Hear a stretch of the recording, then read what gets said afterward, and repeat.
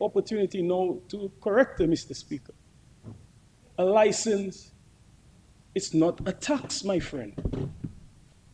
You must read. Senator, read. And when you read, you must try to read with understanding. Okay? Thank you, Mr. Speaker. Mr. Speaker, when I listened to the utterances of Senator Vidal, it was a confused state of excitement. I could not understand anything that was being said, Mr. Speaker. I'm sorry to seem so harsh, but I like Afro beats, and I was just reminded of a song by Rima, Calm Down, Mr. Speaker. She needs to listen to this song. Calm down a bit, take it down a notch. Take it down a notch. And understand where you are. Understand the seriousness of this house and the business that we're asked to do on behalf of the people of Dominica. It is not a joke. It is not a game. It is not for your friends to like and for attention and memes on social media. That's not what this is about. Mr. Speaker, it's interesting also, and I won't take, I would say, a hard stab at the representative from Marigot, but he's on the side. So he has to be ready, he has to burst too. But it's interesting that they call this the worst World Creole Music Festival lineup ever in the history of Dominica. But the night of the launch of the lineup, the Minister for Tourism had already started receiving requests for tickets in advance, Mr. Speaker. So how is the worst lineup there, Mr. Speaker? We must not say things and you really mean another. Mr. Speaker, we must stand for something.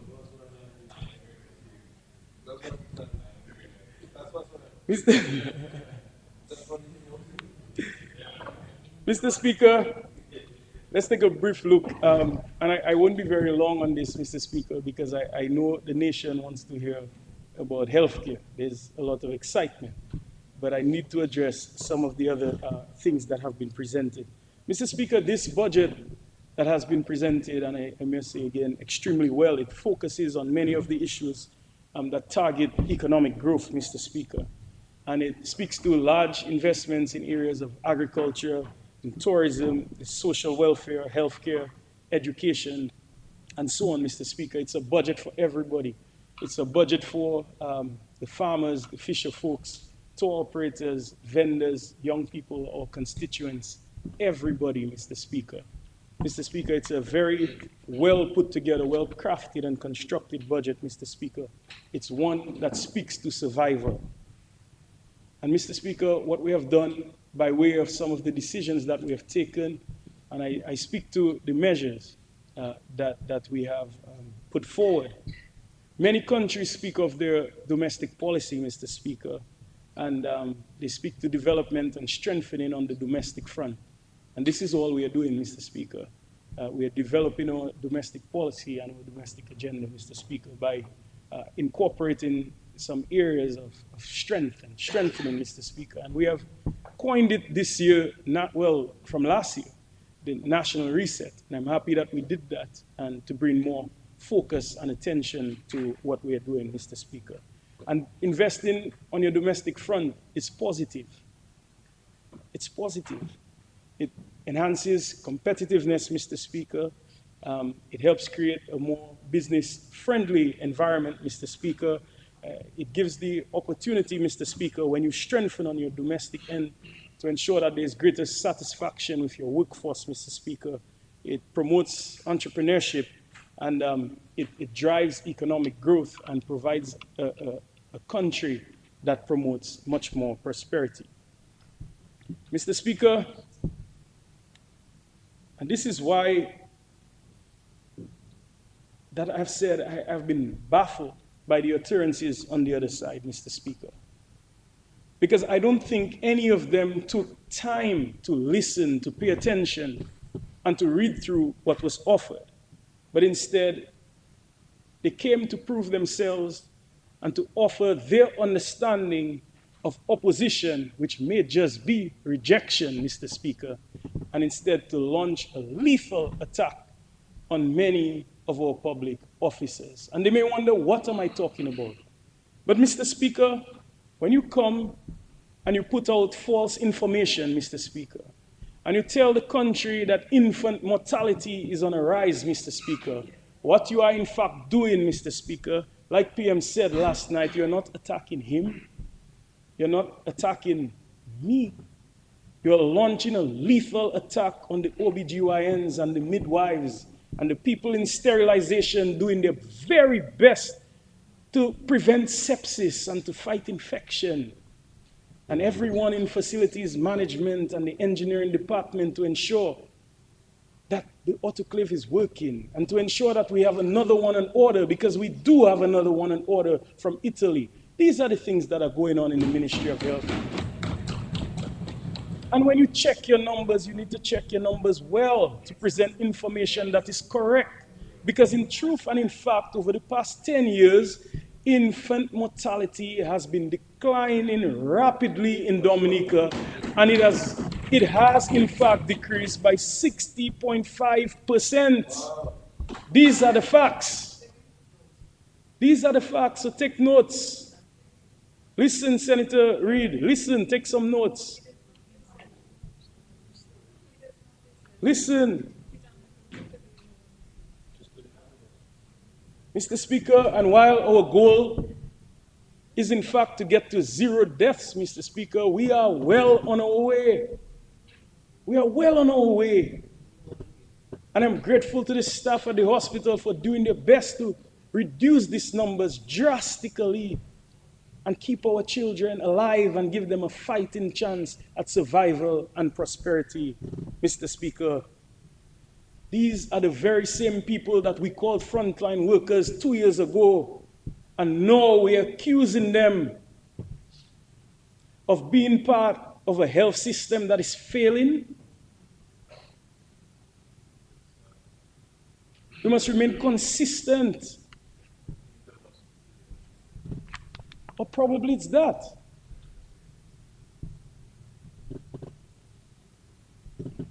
Mr. Speaker, the pitch might be against us, Mr. Speaker. Mr. Speaker, it might be a bowler's wicket. It might be. The odds might be against us, Mr. Speaker. But when we get that right ball, Mr. Speaker, we pounce on them for 4 and 6s, Mr. Speaker. That is how we operate, Mr. Speaker, as this great Dominica Labour Party government. And steadily and consistently, even when we don't get those good, sweet opportunities, we take our singles every day, steadily. And that is how we have run this country. Mr. Speaker, the IMF has reported growth for us, 6.9% in 2021, and also 5.7% in 2022. Honestly, Mr. Speaker, have we truly pondered on these numbers? Do we know what that even means? Mr. Speaker, we have been fighting challenges and difficult circumstances, exogenous shocks, Mr. Speaker, for so long. We heard PM last night where he said he feels like Job sometimes, Mr. Speaker, tested time and time again from one to the other. And all the surplus that was reported from previous years, and I'm speaking before Erica, this could have been used to invest in the country and invest in the economy, Mr. Speaker, to achieve more gains and more growth. But instead, Mr. Speaker, we had to rebuild the country. How dare an opposition party or group or conglomerate, I do not know what it is. I don't know the right expression, Mr. Speaker. I do not know. How can they come here and trivialize all the gains we have made and the facts, the circumstances, the true, honest circumstances that our people have faced? This is completely unacceptable, Mr. Speaker. But you know, the world knows the truth. People that matter know the truth. The grant organizations know the truth. Friendly governments know the truth, Mr. Speaker. Just recently, Mr. Speaker, we had Governor Timothy Antoine from ECCB and the Deputy Governor, Dr. Valda Henry. They were here, Mr. Speaker, for country outreach. And it's interesting what they're saying. It's a different story from what they on the other side are offering, Mr. Speaker, to us. Because in her remarks, the Deputy Governor said that Dominica has experienced more exogenous shocks than other nations in the region, including Hurricane Maria and Erica. And she further stated, Mr. Speaker, the government, listen well, Senator Reid, the government has been prudent in its use of resources, end quote. And Mr. Speaker, I'll now quote the governor, Mr. Speaker. The thing about it is, a lot of pledges never came. He refers to all the promises that were made that how we will be helped after we were devastated by Hurricane Maria. The truth is, all the pledges never came. The government and people worked together.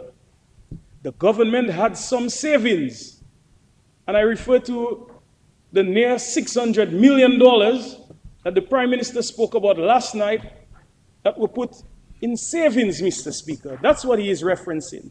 The government had some savings. It was able to deploy and assist in that period. Without CBI, Mr. Speaker, Dominica would have never been able to achieve that type of recovery because the pledges never materialized, or they just took very long. Mr. Speaker, that's the reality.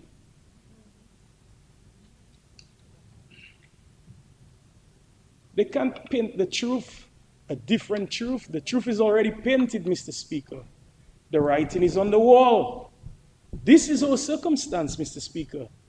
And this is the high regard that people place this government and the leadership of this great nation, Mr. Speaker.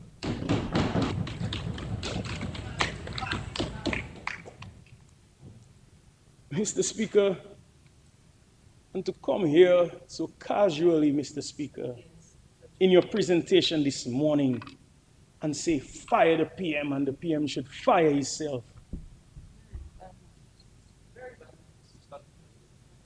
Mr. Speaker, we have to be careful what we say, Mr. Speaker.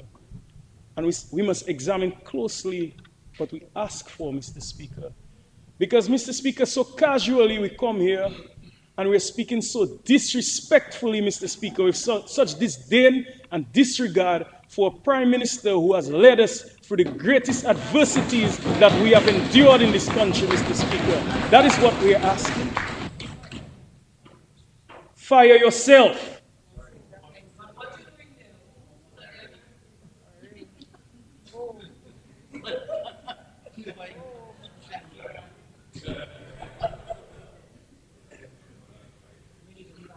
Mr. Speaker, this is a budget that demands of all of us to think bigger, to dream bigger, to be better, and be much more accountable, Mr. Speaker. And that's across all Dominican sectors, Mr. Speaker. This is what this budget calls for. And we are already realizing gains, Mr. Speaker. Investors have their eyes on us, Mr. Speaker. So when I speak to the American Canadian School of Medicine, for example, Mr. Speaker, and I'm so pleased to report the gains that they have made in such short time, Mr. Speaker. It is amazing. And I know they're on the other side. All they had to offer, instead of congratulating us for congratulating the school and being happy for the good people of Portsmouth, Mr. Speaker, they seek instead to be focusing on what we lost from Ross University's departure. Is that your preoccupation right now? Or preoccupation, the preoccupation of Fenella Wenham is the people of Portsmouth?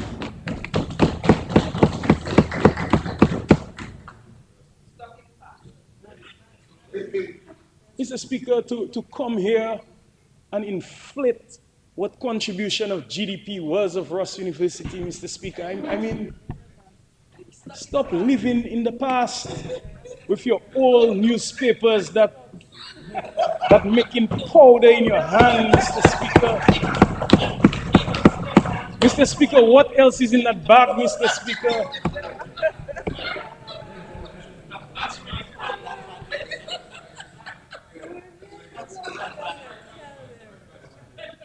Is that how you prepare? Is that how you prepare for the budget? By reading old newspapers on recycled paper to come and offer new solutions to the people of Dominica? Instead of forward thinking? But God bless Dominicans for choosing the Dominican Labour Party.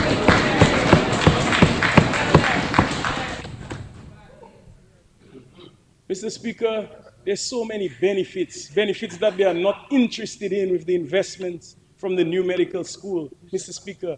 And I've been speaking with them. I am so excited for the people of Portsmouth and by extension Dominica.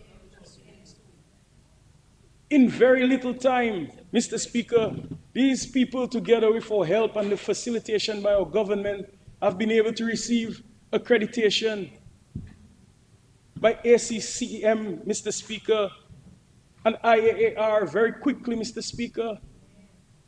And we have provided all the facilitation to them, Mr. Speaker, so they better not go on the radio in a little while and say, well, they did do it and we had nothing to do with it. Before you do that at 6 p.m. or 7 p.m., whatever tonight, ask the right questions. Before you all go and give wrong information. Before you go and tell pastor things that don't really exist. Don't lie to pastor. Confess to pastor. Repent to pastor. That's what you do. Mr. Speaker, our students in Dominica will have an opportunity to attend this university, this medical school. And those who receive scholarships, Mr. Speaker, will have full tuition waivers, Mr. Speaker. And we're looking at ways of incorporating them into our hospital system as well, Mr. Speaker. And to look at opportunities for training for our doctors, Mr. Speaker, for subspecialty areas. These are the opportunities that are there and that's in addition to the medical education and the attention, Mr. Speaker, that will be on Dominica, and the socio-economic development that will result, Mr. Speaker, from this school opening their doors. And we have been reporting that classes will begin in September. I have news, Mr. Speaker, because I spoke to them before I came here, Mr. Speaker. It looks very likely by the end of this month, August, that classes may commence, Mr. Speaker. And not only that, I will go further to say they have already been accepting registration for the semester that begins in January of 2024. So, Mr. Speaker, that's the truth. That's the reality, Mr. Speaker. Mr. Speaker, we have been receiving so many accolades in all of our sectors. In tourism, for example, when I think of the gains that we have made, Mr. Speaker, think of a Dominica that was decimated, Mr. Speaker, in 2017. I recall leaving my home and walking. I was trying to get to Kings Hill to see if one of my aunts, and she and her husband were alive, Mr. Speaker. You hear that? Alive. And I walked across and I got to Pottersville, and you know how they look, Mr. Speaker, because Rosa River seemed, Mr. Speaker, you know very well. Yes. It seemed like it changed its course and went through Pottersville and dumped all the debris from miles up into Pottersville. And I'm traversing there, Mr. Speaker, and I saw a plane flying literally over my head, Mr. Speaker, and I'm seeing flashes, what I believe to be cameras taking pictures, Mr. Speaker. International media, Mr. Speaker, looking at a country that, in their view, would have never recovered. That is the truth. That is the reality that we're confronted with in this time. And Mr. Speaker, in 3-4 years, Mr. Speaker, to have Time magazine reporting, Mr. Speaker, that we are not one of the best destinations in the world, you know, Mr. Speaker. Mr. Speaker, we are the best destination in the world, you know, Mr. Speaker.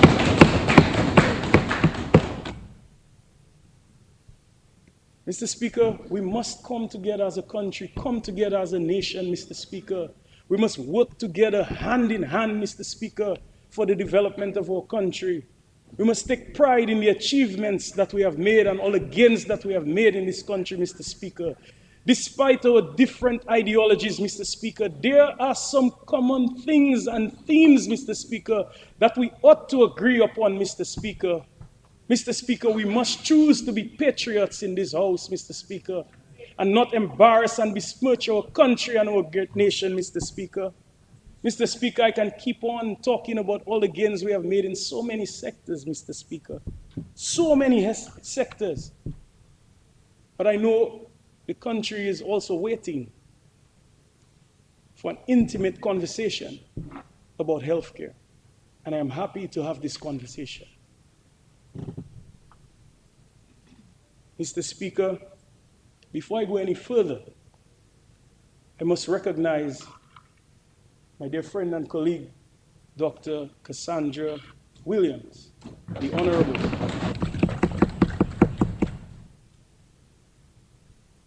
for the exceptional presentation that she made to this House on the good work that is ongoing in the social services aspect of our ministry, Mr. Speaker.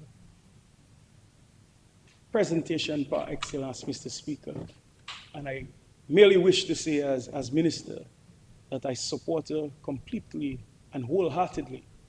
It's not someone I knew for a very long time. My first encounter with her, Mr. Speaker, well, only prior to the end of last year, was when she treated my young son at the hospital. Did not know who she was, but I did not see just a doctor in her, Mr. Speaker. That's the embodiment of compassion. She's the right person for the job, Mr. Speaker, and I pledge my absolute and wholehearted support to her and the leadership. Mr. Speaker, Senator Kent Edwards, Mr. Speaker, another champion in our ministry, and while never let his calm disposition fool you, Mr. Speaker. While he was presenting yesterday, I heard the whispers from one of my colleagues, Mr. Speaker, who had never heard him in action before. And I said to him, don't test Kent. Even with his simple disposition, back in the day, Mr. Speaker, and you went to school around his time, Kent was valedictorian of grammar school. Kent was so we're not easy on this side, Mr. Speaker. Don't test us. So the intellectual bankruptcy that they speak of, I need not say more. Mr. Speaker, I could come in this house and make some various points, Mr. Speaker, salient points about the major developments that have been ongoing in the Ministry of Health. particularly infrastructural development over the years. Because if we are truly honest, Mr. Speaker, we will see that in a very short space of time, we have rebuilt 2 major hospitals. And Mr. Speaker, while 24 more minutes. thank you, Mr. Speaker, I have big constituency, big ministry, Mr. Speaker. I need big time, Mr. Speaker. And when we get closer to it, Mr. Speaker, I do hope you can grant me big time. Thank you. Mr. Speaker, if we're honest with ourselves, we look at the investments, millions of dollars of investments, Mr. Speaker, in building 2 new hospitals. And I saw on social media, led by many of their supporters, Mr. Speaker, that they tried to ridicule my colleague minister for using the word state of the art. But Mr. Speaker, I make no apologies, Mr. Speaker. We do in fact have state of the art infrastructure, Mr. Speaker. And state of the art equipment, Mr. Speaker. Mr. Speaker, 49 health and wellness centers, Mr. Speaker. Name me another Caribbean island with that investment, Mr. Speaker. Mr. Speaker, we have 1 health and wellness facility for every 1,428 Dominicans, Mr. Speaker. We are outperforming, Mr. Speaker, by way of our facilities, Mr. Speaker, the recommended numbers, the recommended ratio, Mr. Speaker. That's all we are doing. It is recommended, Mr. Speaker, that we have at least 2.5 medical personnel to every 1,000 people, Mr. Speaker, in our nation. We have outperformed that too. We have a little more than 5 to every 1,000 people, Mr. Speaker. That's the reality. That's a government committed, absolutely committed to the health and the wellness of a nation, Mr. Speaker.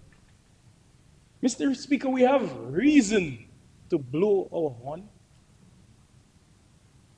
We have reason to herald the great things that have been done in this health sector, Mr. Speaker. But what does that truly mean for a young man who may have been diagnosed recently with diabetes, Mr. Speaker, who is preoccupied instead with the quality of life that he may face in the coming years, Mr. Speaker? How does all of these investments trickle down to each of us, Mr. Speaker? These are the questions that we have, Mr. Speaker. And I want to take this opportunity to enlighten the nation, Mr. Speaker, on that and on what we have been doing, Mr. Speaker. We must admit that right before our very eyes, we have seen drastic changes, Mr. Speaker. In the last 3 years, we have been preoccupied with the COVID fight. But even while this has been our reality, Mr. Speaker, there has been a greater evil that we have been confronted with even in that time period. And I speak to non-communicable diseases, Mr. Speaker. Mr. Speaker, 10 years ago, WHO reported that 3 in every 4 people were dying from NCDs, Mr. Speaker. And if we look around now, it's the same thing, Mr. Speaker. 76% of our people are dying from non-communicable diseases. Mr. Speaker, things are changing, Mr. Speaker. And while COVID is still present, Mr. Speaker, we have to refocus. We have to re-strategize, Mr. Speaker. We have to ensure that we use our fantastic infrastructure and equipment and put it to the best use, Mr. Speaker, to fight the new enemy, Mr. Speaker. And I am humbled, Mr. Speaker. I am honored, Mr. Speaker, that the Honorable Prime Minister, Dr. Roosevelt Skerrit, has chosen me, Mr. Speaker, to lead this fight and lead this battle. Mr. Speaker, I am no clinician, Mr. Speaker. I did biology up to A level, Mr. Speaker, but I've been a consummate science student all my life. But even that, Mr. Speaker, these are not the skills that are required, Mr. Speaker, to lead this sector in this time.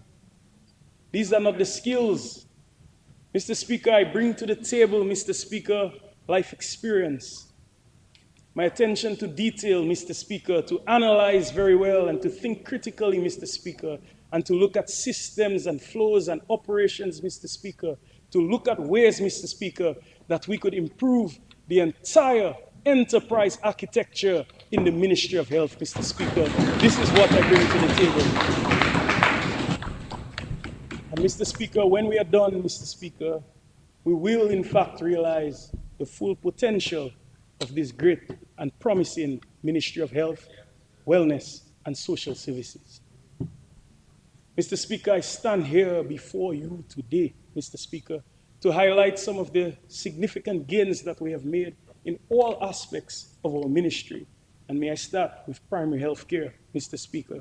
And our goal is to enhance the quality of services and to improve, Mr. Speaker, accountability and to foster collaboration among all healthcare professionals in Dominica, Mr. Speaker. Mr. Speaker, we have in fact established a task force. We call it our Primary Healthcare Task Force. And Mr. Speaker, this dedicated team is preoccupied right now with addressing some of the complaints that have been made and operational processes, Mr. Speaker, and to ensure that our ministry operates even more efficiently, Mr. Speaker. They are tasked with the responsibility of creating even more standard operating procedures, Mr. Speaker, to ensure that we have good quality, Mr. Speaker, operational procedures in our ministry. Mr. Speaker, while we are fighting this war on NCDs, we realize that we obviously need to create greater focus, Mr. Speaker, on this fight. So we have, in fact, appointed an NCD coordinator in the person of Dr. Sentil here, a Granby man, Mr. Speaker. I know Vince likes that. A Granby man, Mr. Speaker. And Mr. Speaker, he has been working hand in hand very closely with primary health care to fight this NCD plague that we are now facing, Mr. Speaker. And we are doing well. And I know on the other side, Mr. Speaker, they listen to the wrong thing sometimes on the radio, most times. But we have our coordinator and primary health, or director of primary health care. They are on the radio too, Mr. Speaker. And we accept that we need to do more, Mr. Speaker.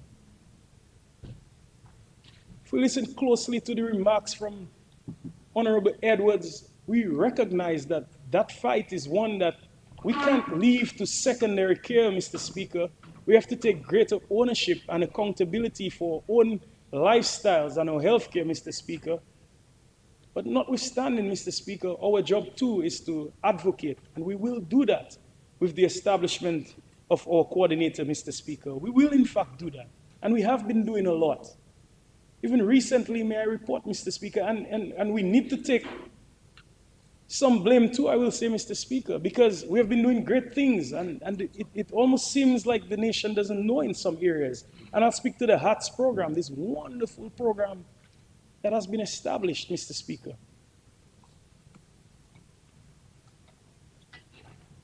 And in this initiative, Mr. Speaker, what we have done is, in fact, through the help of PAHO, we have had this collaborative effort, Mr. Speaker, to aim at preventing and controlling cardiovascular disease, Mr. Speaker. And by 2025, our HATS model will even be further integrated, Mr. Speaker, into our primary healthcare system, and to expand to address issues like hypertension, Mr. Speaker, and diabetes. And that's the type of standardization of care that I've offered, and this is one of the first examples. And Mr. Speaker, one of the benefits of doing that, Mr. Speaker, is that we don't treat patients based on what we think, Mr. Speaker. We won't be able to monitor our patient outcomes very well, Mr. Speaker, if every clinician is allowed, Mr. Speaker, at their own women fancy to treat a patient, Mr. Speaker, and make diagnoses based on their desires, Mr. Speaker. We want greater standardization. Mr. Speaker, in primary health care, we have made sure that we have made available at least 2 district medical officers to every health district. And not only that, Mr. Speaker, we have ensured that we allow people to have access to a nutritionist, Mr. Speaker, and also an endocrinologist, Mr. Speaker. This is what we have been doing. These are the positives, Mr. Speaker. So I must apologize for not tooting our own horn, Mr. Speaker. We have been working. The doctors, the nurses, the lab technicians, they have been working. Mr. Speaker, we have also recognized the need to standardize the equipment that we have at our various healthcare facilities. And I'm proposing, Mr. Speaker, that if and when we do this, Mr. Speaker, and we have already commenced, that maintenance will be a lot easier. So when someone complains that this hospital doesn't have this or the health center doesn't have this, one of the challenges that we have is that we have different specifications of equipment. So while they all work, generally give the same results, but it can pose difficulty to maintain equipment with different specs. When our engineering staff, they might be trained to service one particular model. Yes, you have that, but you may have others as well. It can be difficult.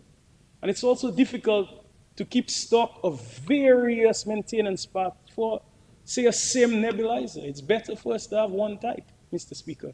So these are some of the things that we are doing to have greater standardization in our ministry, Mr. Speaker. We have to accept that good work is going on. Mr. Speaker, I move to cancer care, Mr. Speaker. It's another area, another dreaded disease, Mr. Speaker, that is accounting for so many deaths in our island, Mr. Speaker. On Sunday, I had the pleasure and privilege to attend a function initiated by the Cancer Society, Mr. Speaker. It's a luminaries function where many survivors and supporters got together, Mr. Speaker, and I was moved. I was moved to the point, Mr. Speaker, that I registered in that moment to be a member, Mr. Speaker, of the Dominica Cancer Society. And Mr. Speaker, I've already been added to the WhatsApp group and receiving my messages. So that is how Dr. Santilia, the NCD coordinator, didn't tell me, but being part of this group, Mr. Speaker, I know he will be on Kyrie tomorrow at 7 p.m., Mr. Speaker, and he will be speaking about cancer survival, Mr. Speaker. So this is the good work that we've been doing, and I just want to salute the Cancer Society and the good work that they've been doing to support many of these people battling this dreaded disease. And I will tell the nation also too that many people know that our mammogram has been done, and we have been addressing that. Mr. Speaker, I'm pleased to report that the replacement part is here in Dominica, and we are working with the supplier to come down and have this part replaced, Mr. Speaker. So soon we'll be back in operation. I'm also pleased to discuss the fact that we have been working on a cancer registry, Mr. Speaker, and we're working very closely with PAHO on the development of that. We also have recently added another, I say the word new, but it's interesting because I have known her for a long time, Dr. Calendar, oncologist, who is now back. So we have 2 oncologists, Mr. Speaker. And I must recognize also, when I saw at this function yesterday, how endearing Nurse Richards is, and that's our goodness at oncology, Mr. Speaker. And the way that the survivors, Mr. Speaker, they take on to her, Mr. Speaker, and they receive her presence. I cannot stand or sit and see a launch, an attack on these good people, Mr. Speaker. I cannot. So, Mr. Speaker, in my innocence, Mr. Speaker, I may make a mistake off and on and say, I stand on a point of order when it should have been a correction. But, Mr. Speaker, I am happy to stand in the defense right now, the defense of the hard working people at the hospital and those in primary health care, Mr. Speaker. And never should the opposition use those words to attack these good, hard-working people again, Mr. Speaker. Never. Mr. Speaker, we are also improving the procurement of our pharmaceuticals and our various medical supplies.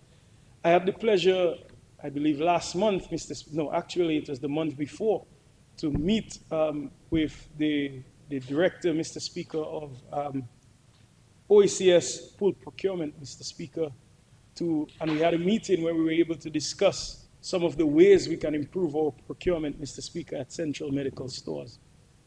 And it was very positive and encouraging to note, Mr. Speaker, that based on discussions with her, we have a greater opportunity now to receive drugs, Mr. Speaker, at reduced cost.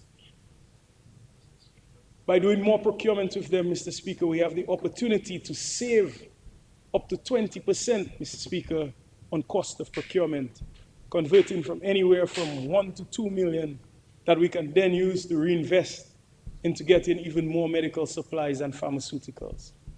Mr. Speaker, by working with them, what we'll also do is to ensure, and that's based on the strict procurement and protocols that they use to avoid the occurrences and the occasions of biomimicry and drug counterfeiting, Mr. Speaker. So these are the gains that we are making, Mr. Speaker, in this great Ministry of Health, Wellness and Social Services. It's not sexy, Mr. Speaker. Healthcare is not sexy like tourism and public works, Mr. Speaker. But we are working. We're working hard on behalf of the people of Dominica, Mr. Speaker. Just recently, we made a recent order with them, Mr. Speaker, for medical supplies of $250,000, and we're expecting that to be delivered very soon. And we're looking forward to this continued cooperation. We've also decided, Mr. Speaker, that now is the time to improve and to upgrade and update our drug formulary, Mr. Speaker. And what this does, Mr. Speaker, is that it gives us, Mr. Speaker, a greater opportunity to realize better therapeutic outcomes for our patients, Mr. Speaker. Because we are seeing in some cases that while a patient may be reporting that the hospital does not have this particular drug, Mr. Speaker, what we see in fact sometimes is that we don't order that particular drug, Mr. Speaker. We have something else. So what we'll be doing, and I'm happy that OECS PPS, they're coming down. They're probably here today, actually. They're expected here today, I'll confirm.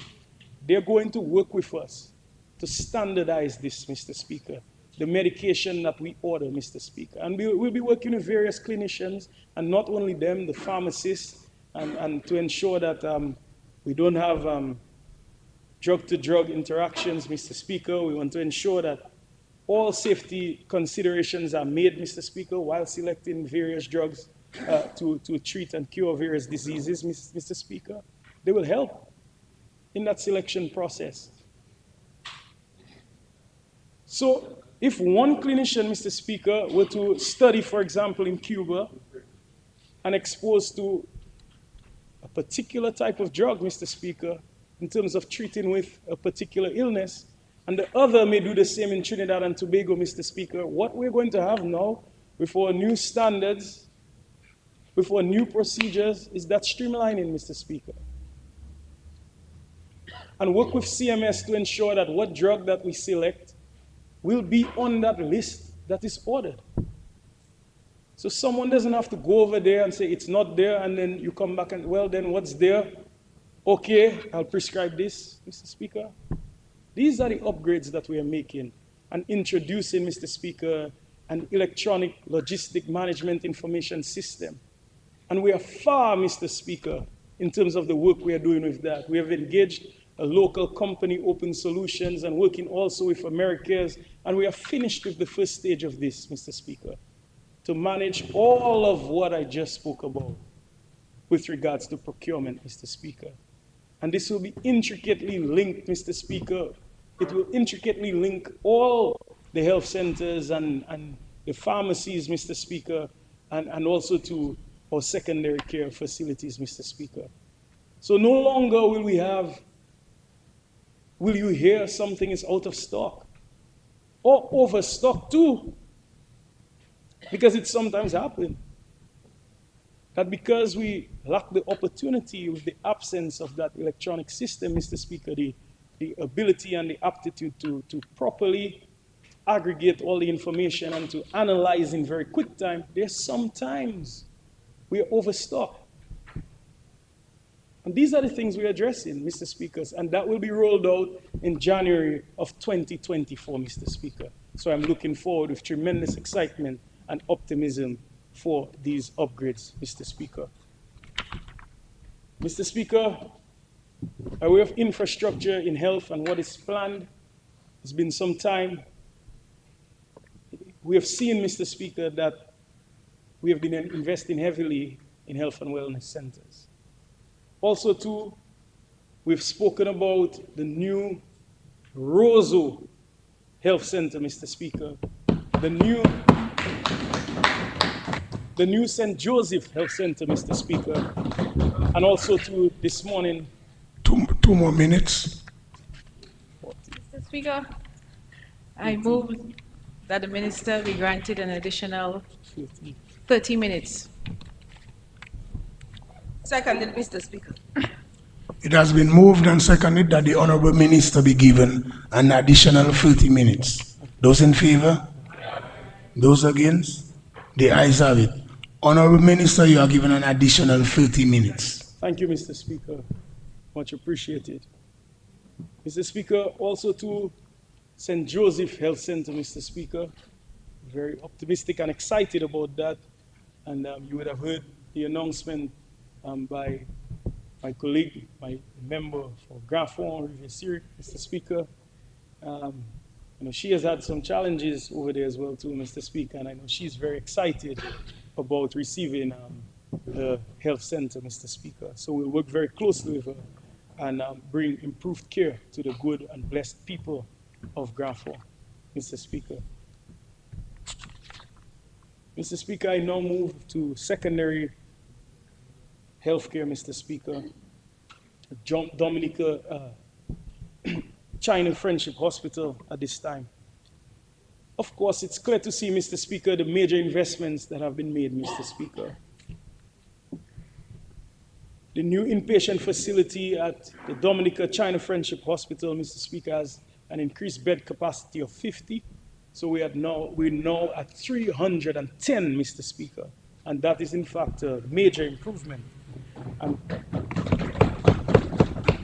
And what this also offers, Mr. Speaker, is more privacy for people at the hospital. Because we have a maximum now of 4 people, Mr. Speaker, in the rooms. We also have private rooms and, semi-private areas, Mr. Speaker.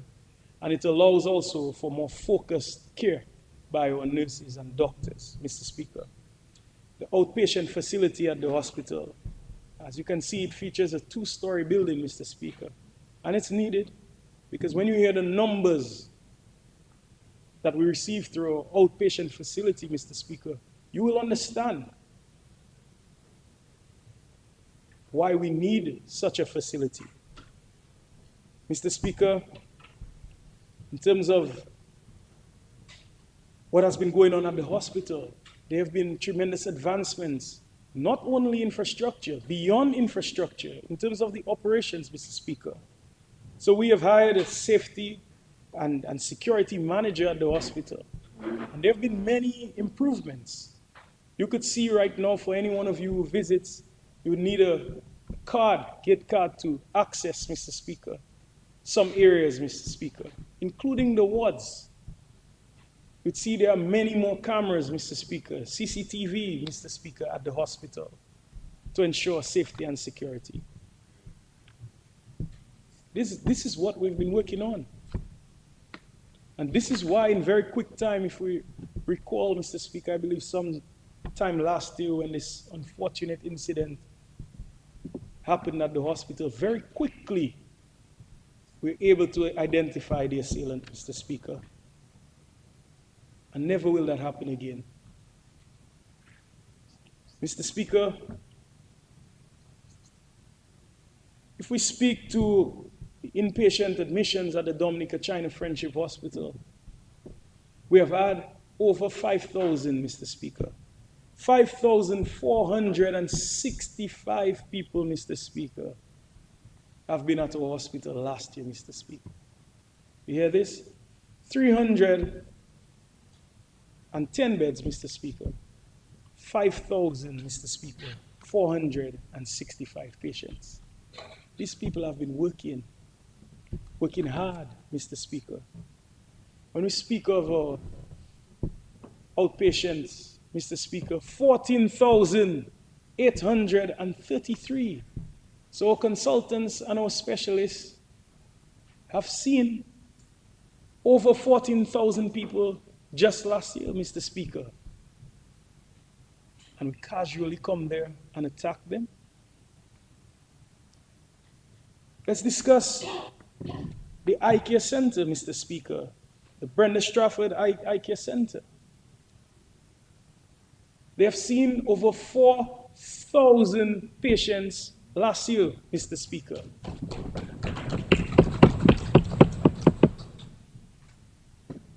You see the floors, Mr. Speaker? Thousands. And to casually come there, Mr. Speaker, and bash and criticize. I can't stand and listen to this and say nothing. Mr. Speaker, but this tells a story of where there's tremendous concern, and Senator Kent Edwards started telling that story yesterday, Mr. Speaker. But when you hear these thousands, population of 70,000, 14,000 through outpatient clinic, Mr. Speaker, you have a population, Mr. Speaker, that to a large extent should take more ownership of their health care, Mr. Speaker, and change our lifestyles and our personal choices, because our people are sick, Mr. Speaker. And we will do our part as a ministry, but we must also play our part as a people.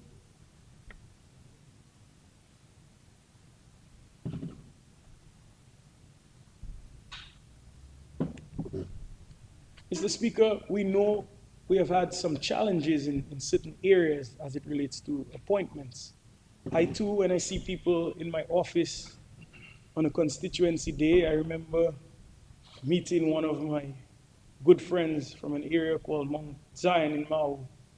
And he came to me, Mr. Speaker, with an appointment, an eye appointment for 2024.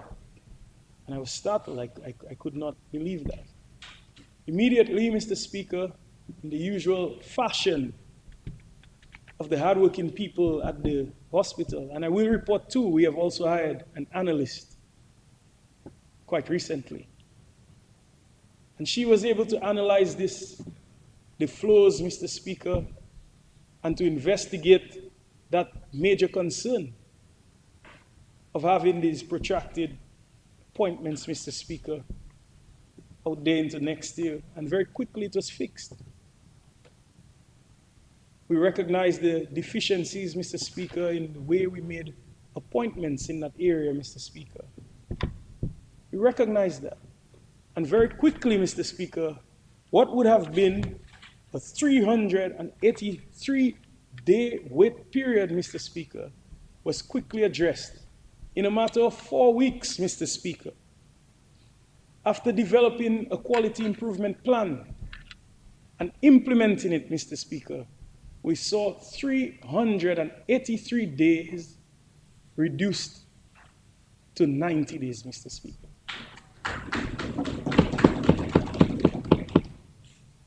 That is the work, Mr. Speaker, that's ongoing in healthcare. Mr. Speaker, it sometimes saddens me when I guess somewhat I'm in the social media age, Mr. Speaker.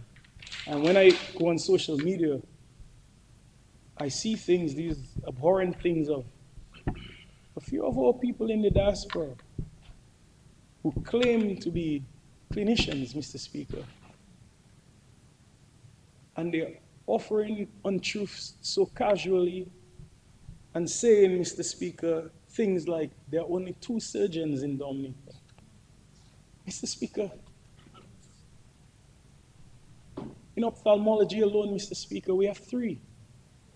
2 of them, Mr. Speaker, are Dominicans. One I went to school with, Mr. Speaker. And we're only talking about one area, Mr. Speaker. How can there be 2? But we have to be careful as a nation, Mr. Speaker, what tea that we drink. Because it's easy to drink that tea when the person maybe has the gift of gab or gift of speaking, the gift of convincing, and you're in your car and you just go on live, Mr. Speaker, and you have a following. It's easy for these things to stick, but it's not true. So we should not listen to Facebook Live and TikTok and Instagram and come in this house and offer it as facts. It's untrue. And I really ask, I implore that you support us in this Ministry of Health. We need your help too. We need the help of everyone, Mr. Speaker, for our healthcare system to continue to improve and make much needed gains, Mr. Speaker. Mr. Speaker, in terms of surgeries, Mr. Speaker, in the initial 6 months of this year, Mr. Speaker, over 1,091 surgeries, Mr. Speaker. But out of that, what we saw is many cancellations.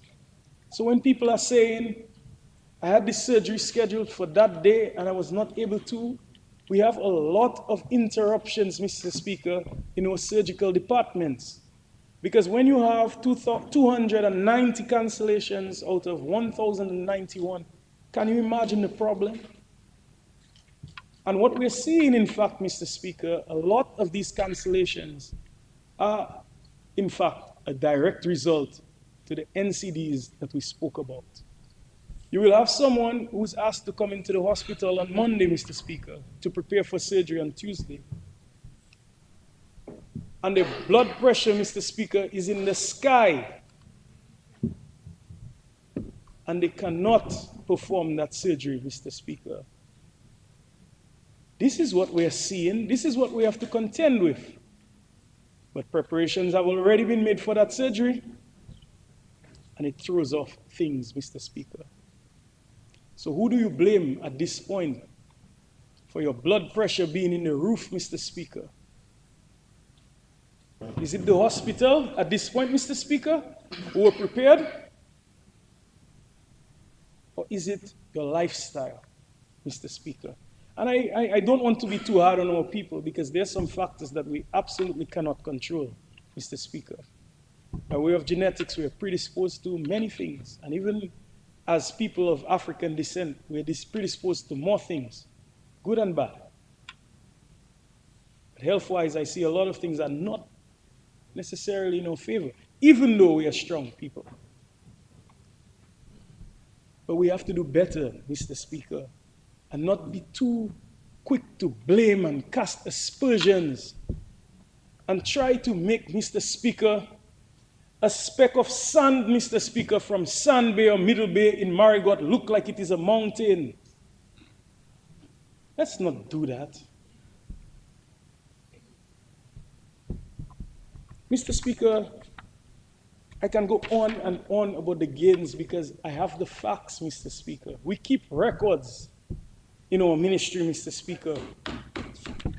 We have it, Mr. Speaker. Let's talk about our diagnostic and imaging department, Mr. Speaker. And we have our good people like 20 more Janice minutes. Pascal, Mr. Speaker. And Mr. Speaker, in last year, we talk about 3,142 ultrasound scans, Mr. Speaker. You hearing that, Mr. Speaker? 2,665 CT scans.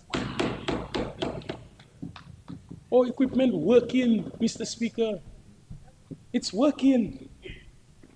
30 fluoroscopy studies, Mr. Speaker, and 15 HIFU cases, Mr. Speaker. This is what we're talking about. If I were to give marks, Mr. Speaker, I would give the imaging department 95%, Mr. Speaker. And we know we have had some challenges, we'll admit, in preparing the reports with the experience that some people would like, Mr. Speaker, but the world is going for a problem by way of radiologists, Mr. Speaker. And poor Dr. Frutos, who has been working so hard for a long time, Mr. Speaker, trying her best. Government supported her, Mr. Speaker, by providing high-definition monitors at a home to even assist. This is what we're doing, and reaching out to various countries for radiologists to help us. This is what we're doing. I would like to take this opportunity to encourage a lot of our people, our young people, to specialize in that area. Instead of criticizing, go and encourage someone from Salisbury or Marigot to become a radiologist. They'll be hired before they finish.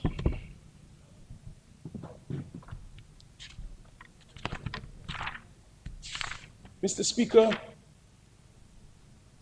we have a challenge of nurse attrition, and that is not only for Dominica, but it's a global problem that we have. What we're seeing, to a large extent, many clinicians are leaving the USA, the great USA, Mr. Speaker, and the great UK, and they're going to the Middle East, Mr. Speaker. Saudi Arabia, Qatar, many countries. And what you see is a void in the great USA and UK, Mr. Speaker. And our own nurses and doctors in the region are then moving to UK and the USA to fill that void. And we also, too, naturally, will have a void. So those very patriotic ones who are here, Mr. Speaker, the work is left to them. But we are committing to them, Mr. Speaker, that we will do our best to retain them and to appreciate them, Mr. Speaker.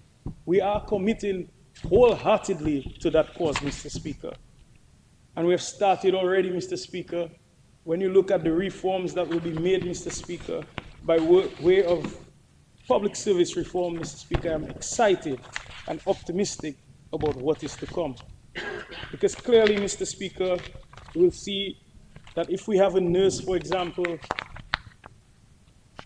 on the low end of the scale, Mr. Speaker, immediately when they move, Mr. Speaker, to the next salary scale, you can see an upgrade and increase in the salary, Mr. Speaker, by $1,019.79, Mr. Speaker. So, Mr. Speaker, I mean, when we hear of collective bargaining agreements, Mr. Speaker, and we hear of negotiations by unions and so on, we have come to hear things like 1%, 0%, 2%, 0%, 0%.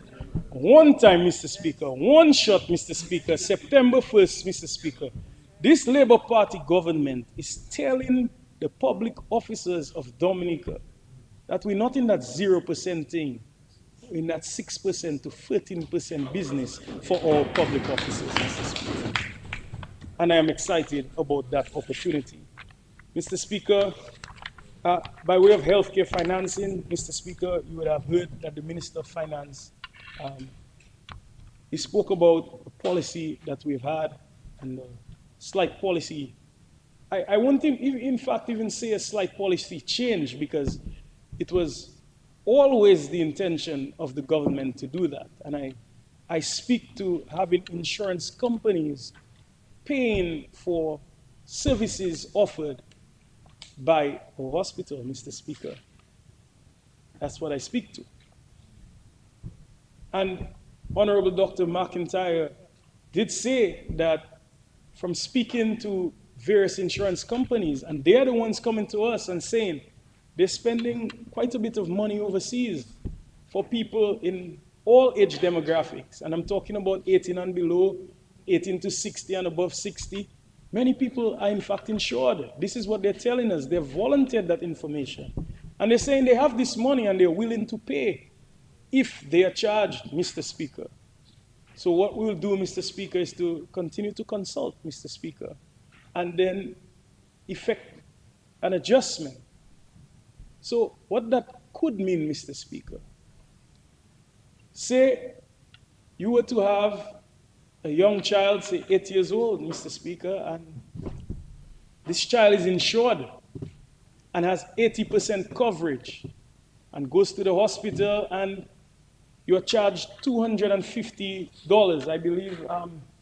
That's the neonatal ICU cost for 1 day, $250. Mr. EC, what that means, therefore, Mr. Speaker, that if your child is insured, the hospital can then charge the insurance, Mr. Speaker, not you, the insurance, the 80%, if they're insured for 80%, Mr. Speaker. So they will charge the insurance company $200.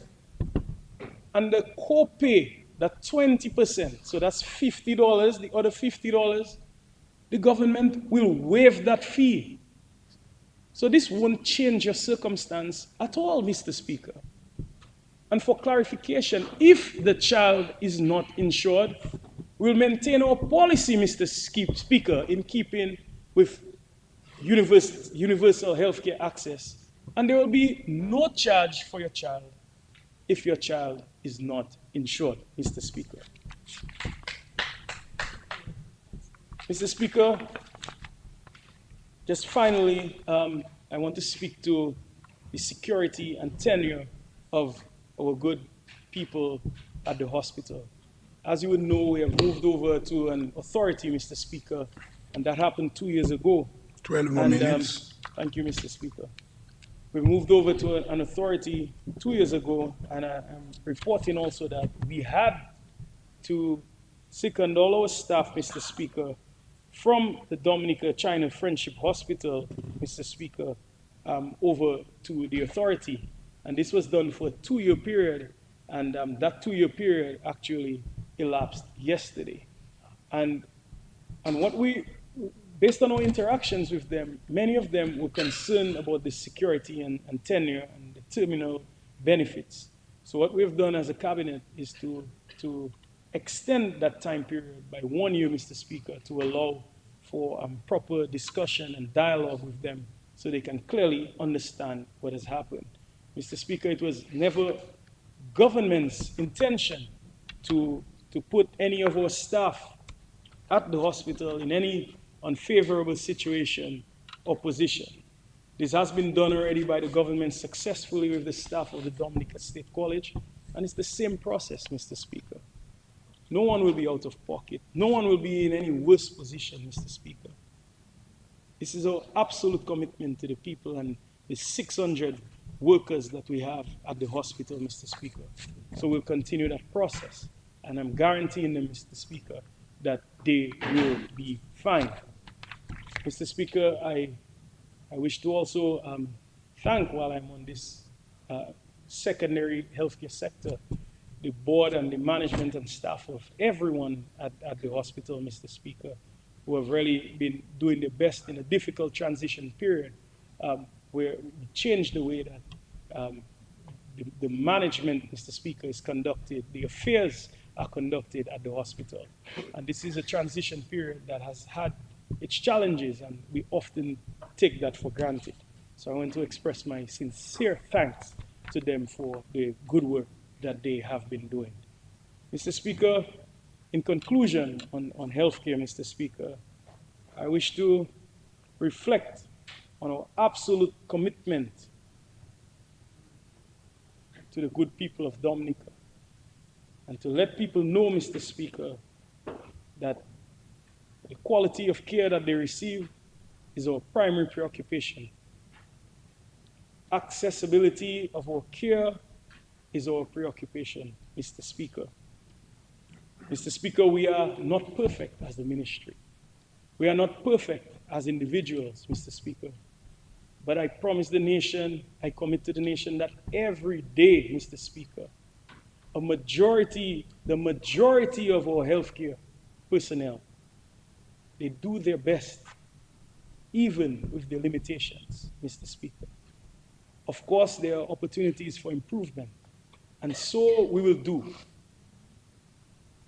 And I commit also to, Mr. Speaker, to ensuring as minister that individually and collectively we are more responsible, Mr. Speaker, for our actions. And we are in fact taking steps to do just that.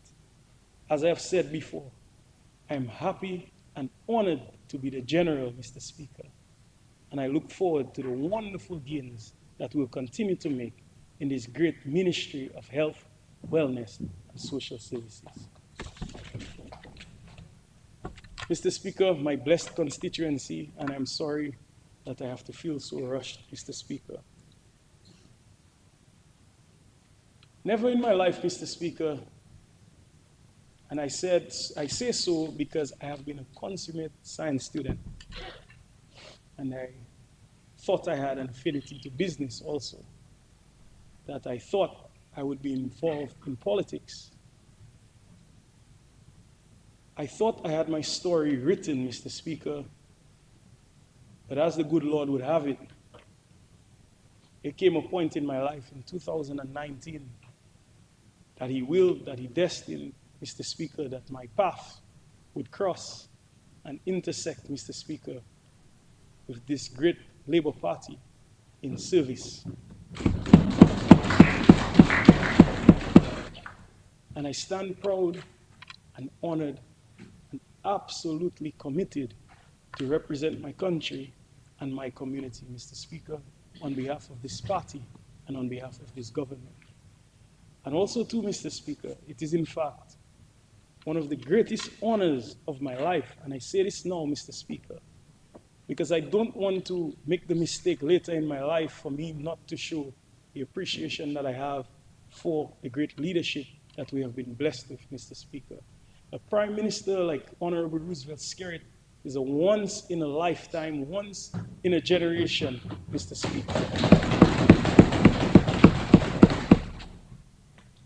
Mr. Speaker, we know, in fact, because he's not new to this business, for over 20 years, that history will record him, Mr. Speaker, as a Prime Minister who has faced the greatest adversity, Mr. Speaker.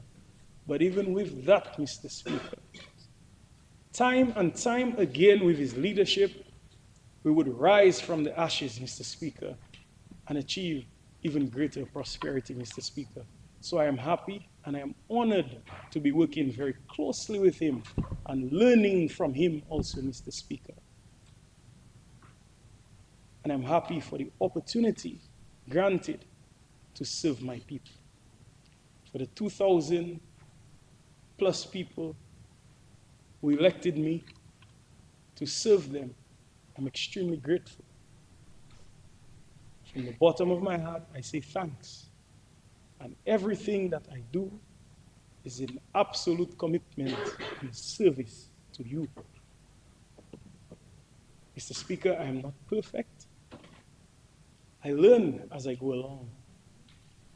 I never went to school to be an MP, a member of parliament, but I try with every blessed opportunity that I have, Mr. Speaker.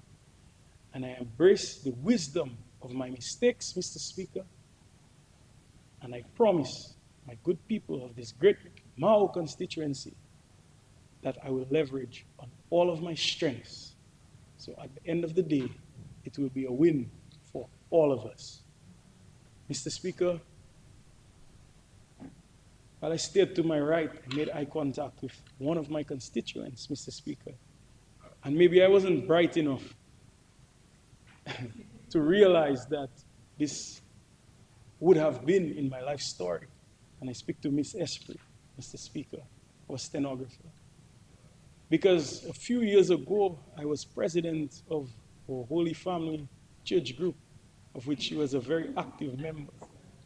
And I was a good president, Mr. Speaker. We used to do a lot of things, Mr. Speaker. We used to remix even secular songs and make them holy, Mr. Speaker. That's what we used to do.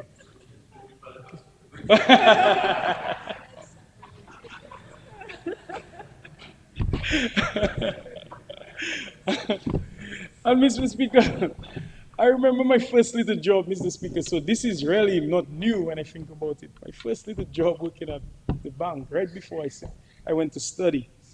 And as a church group, we wanted to attend a youth rally. And of course, we didn't have the money, and I offered, Mr. Speaker, because we had little time to raise funds, I offered to pay for the shirts, and they would pay me back.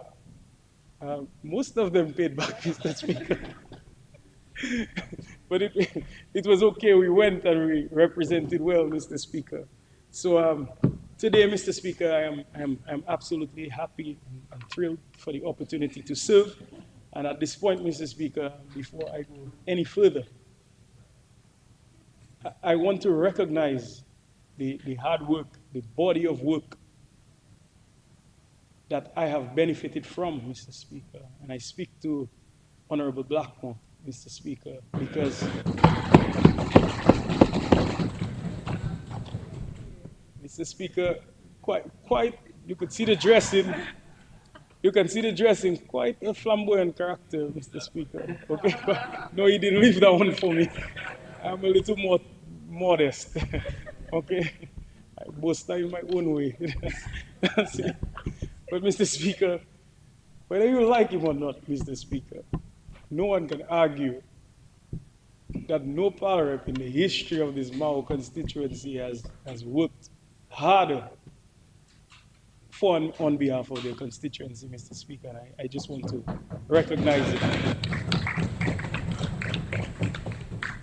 And I have the opportunity now, Mr. Speaker, for much of the infrastructure that was done or created under his watch, Mr. Speaker.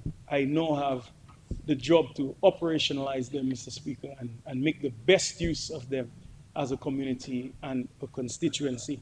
And I'm happy to do just that.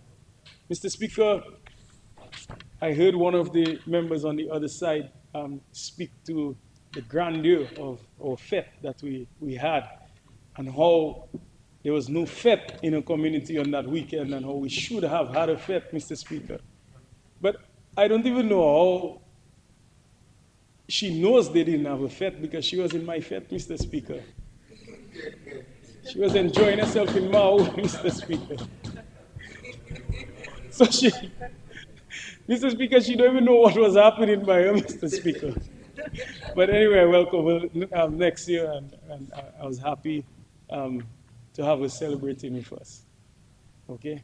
Or maybe she came there to fool a couple of us who would give her too much blows, Mr. Speaker, and exercise some sympathy. But back to our constituency. But this fair, Mr. Speaker, why we try to trivialize this fete and these festivals, Mr. Speaker? I suspect you need some more time. Mr. Speaker, I move that the minister be granted an additional 10 minutes. I second the motion, Mr. Speaker. It has been moved and seconded that the Honorable Minister be given an additional 10 minutes. Those in favor? Those against? The ayes have it. Honorable Minister, you are given an additional 10 minutes. Mr. Speaker, thank you for that, because if I were not granted that time, I would not be able to retrieve my COE, Mr. Speaker. So thank you. But Mr. Speaker, we sometimes trivialize these important activities that we have. But these fairs, these festivals and feasts, it's a wonderful opportunity to build community and bring them together, Mr. Speaker. We know that in many of these feasts, they are partly religious and partly secular, Mr. Speaker. It's a wonderful opportunity to be together, to raise awareness about the community and to also create enterprise and an opportunity for many of our vendors. I spoke to some of the vendors in our community, Mr. Speaker, and one of them, after being part of the activities on Saturday night, I woke up very early and I was in Mao at 7 looking at the site to ensure that it was clean, and I saw her walking, Mr. Speaker, and it's in a positive way, so I can call her name Heather, Mr. Speaker. And she said, I made some losses from the cricket because I invested heavily, and I thought it would be 5 days, and it wasn't. So I'm really looking forward to this activity, Mr. Speaker, to make some money, Mr. Speaker, and recover from these losses. And from speaking to her again, Mr. Speaker, she is in a good place, Mr. Speaker. So that is what this is about. That's what it's about. And also to my style of leadership, Mr. Speaker, community is one of inclusion. It's one of involvement. It's not about me, my interests, and my personality. It's about the people. And what this does, it was an opportunity to bring a lot of people together. Mr. Speaker, since Carnival, we have had a group of people meeting every Thursday to discuss our activities. Big group of people, Mr. Speaker. So it's them. It's really not about me. And I supported Mr. Speaker very heavily, but I did it from a slight distance.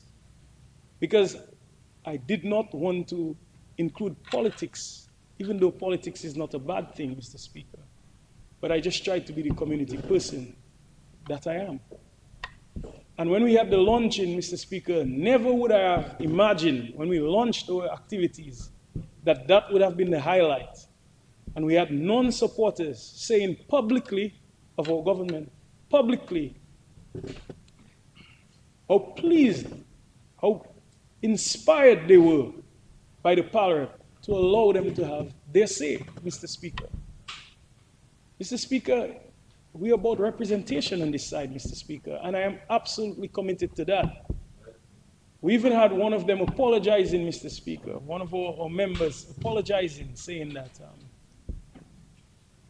at the end of this, he has changed his feelings about me, Mr. Speaker. And I hope to work on him a little more, Mr. Speaker. And when the thing comes in 2025 or whenever, Mr. Speaker, we'll see what happens, okay? But Mr. Speaker, I want to thank sincerely all of them who worked with me, worked on behalf of the committee, Mr. Speaker, even the police who ended our activities in a strange way.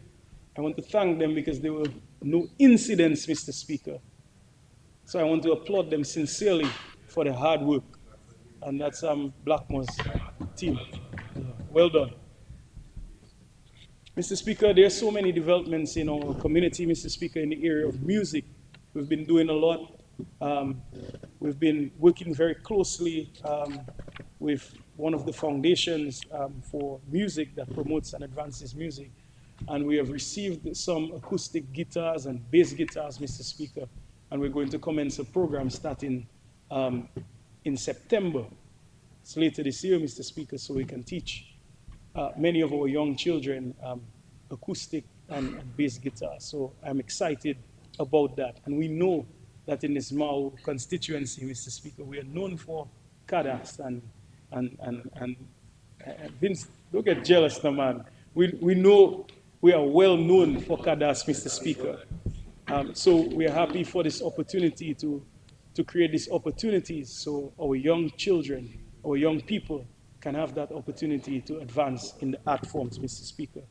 I wish to, at this point, congratulate also the recipient of Golden Drum Award, Donald Blackmore, Mr. Speaker. Someone, if she wanted a recommendation, she could have gotten it from me, Mr. Speaker, because again, in our youth group, I remember we reenacted the Passion of Christ, and she was our director, Mr. Speaker.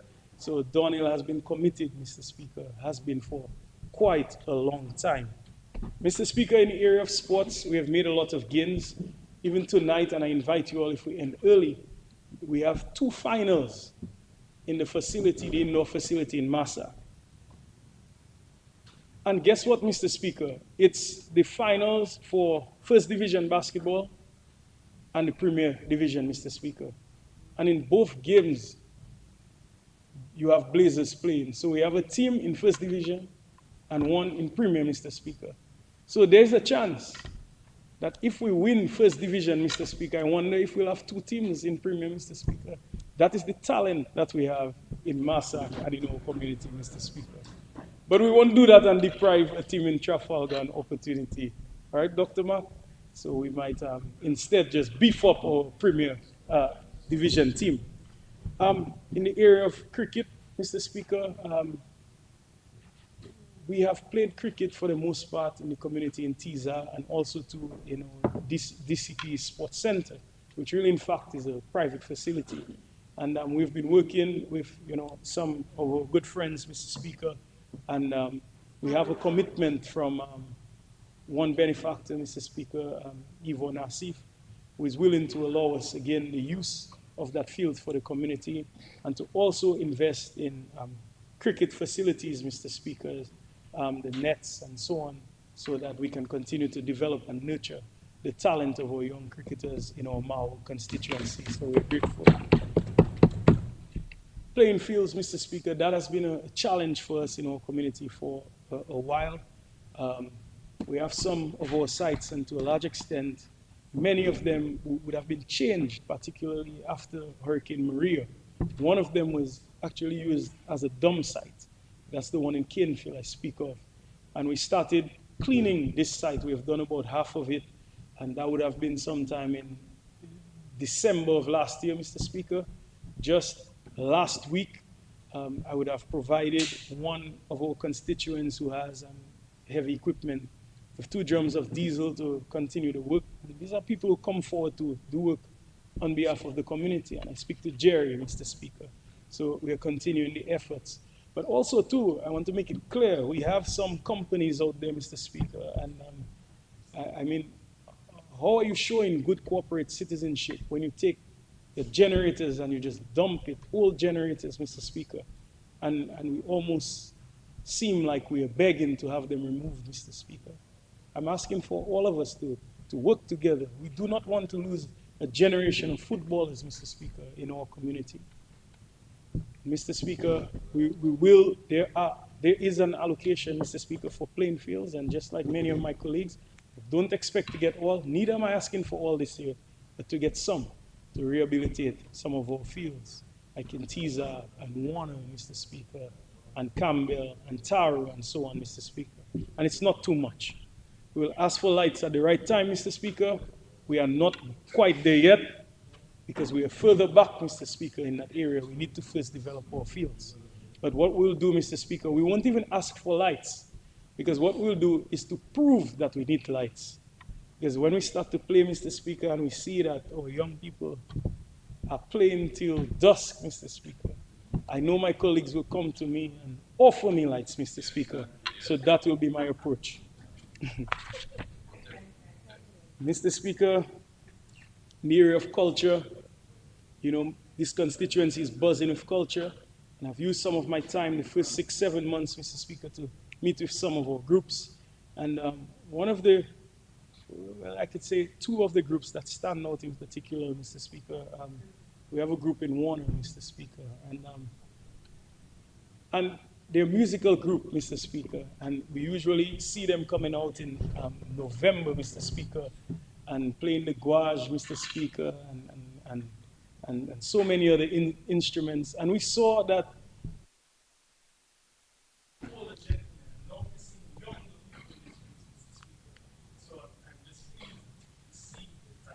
development that's happening in the area of culture. 2 and minutes. Also to our Jaffa Cultural Group, Mr. Speaker, I've met with them already. This one is in Massa, Mr. Speaker, and we're working closely with them to ensure that they continue and do their best to enhance and advance culture. Mr. Speaker, we have a big constituency, big ministry. I know I got a lot of time, but I will not take you all for granted. There's a lot to say. And what I can say, though, is we have started a series of town hall meetings for constituents, Mr. Speaker. We were interrupted by Tropical Storm Brett, but there's a lot in place, Mr. Speaker, for our constituency. And if we just go a little deeper, a little further in the remarks from some of our colleagues, like Honorable Defoe, Mr. Speaker, to report that we have near $600,000 allocated for fisher folks in Mao to improve the landing sites, Mr. Speaker, and to give us 10 stalls, Mr. Speakers, and we deserve it. These are some of the plans that we have, and I will never forget, Mr. Speaker, and I'll never take for granted also the work, the good work that we are doing for and on behalf of the good people of Gambia. And I want to express in a special way gratitude to the Ministry of Housing in this regard, Mr. Speaker. So I know sometimes it's easy for us to say that I didn't get, you didn't get, Kulibistri didn't get. Mr. Speaker, in 2007, I lost my dear friend Juliet, Mr. Speaker, and her daughter in a slide after Hurricane Dean, Mr. Speaker. And we have been patient. The people of Campbell have been patient, Mr. Speaker. And I've been gaining their trust through this process. And the Ministry of Housing, they've been standing with me, Mr. Speaker, to make that dream become a reality. And I'm thankful to the government of Dominica, Mr. Speaker, for making available 4 acres of land in the first instance, Mr. Speaker, for 50 homes for the first phase, Mr. Speaker.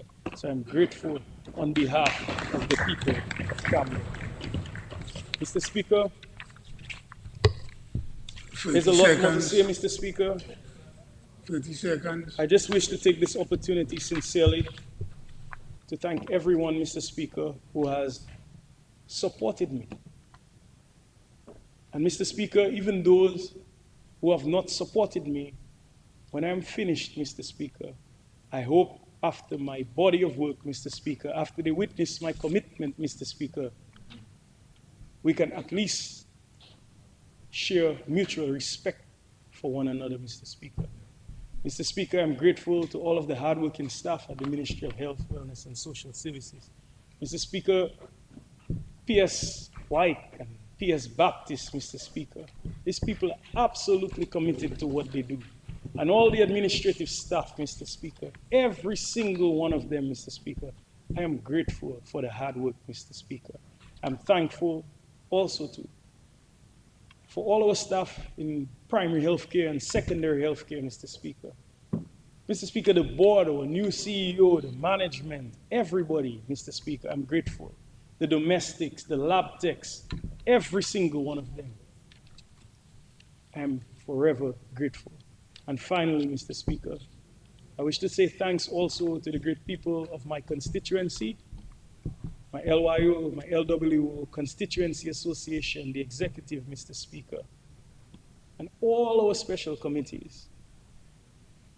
Everything that I do is for and on behalf of you. Mr. Speaker, thank you sincerely for the opportunity to deliver these brief remarks.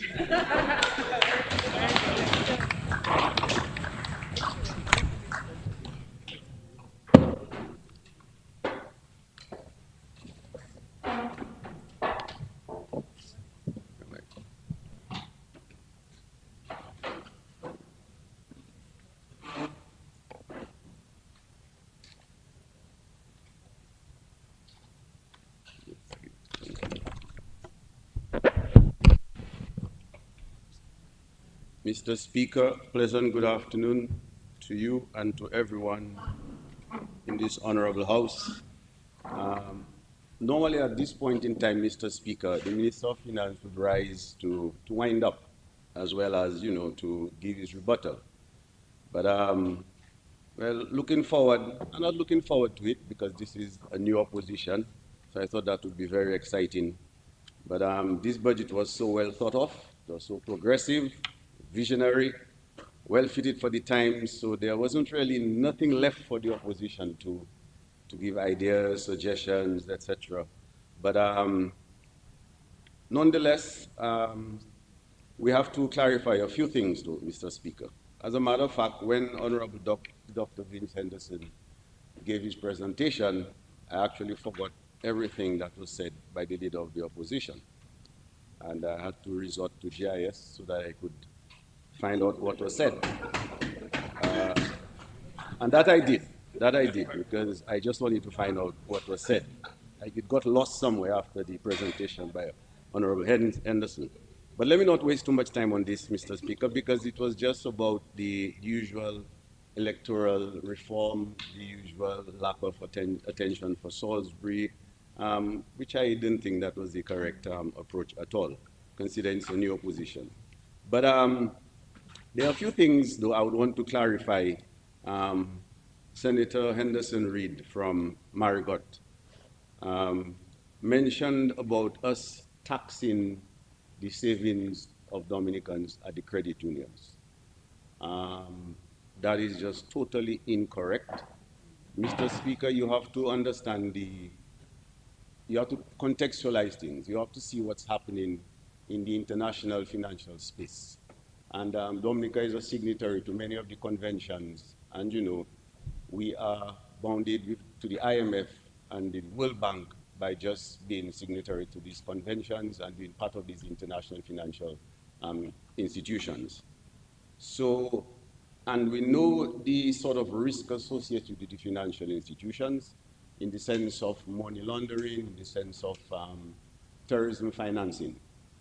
And since we are part of this global family, and in terms of the security and in terms of just our peace in this global family, we have to make sure and we're obliged to be part of the procedures and the processes of remaining free from those criminal activities.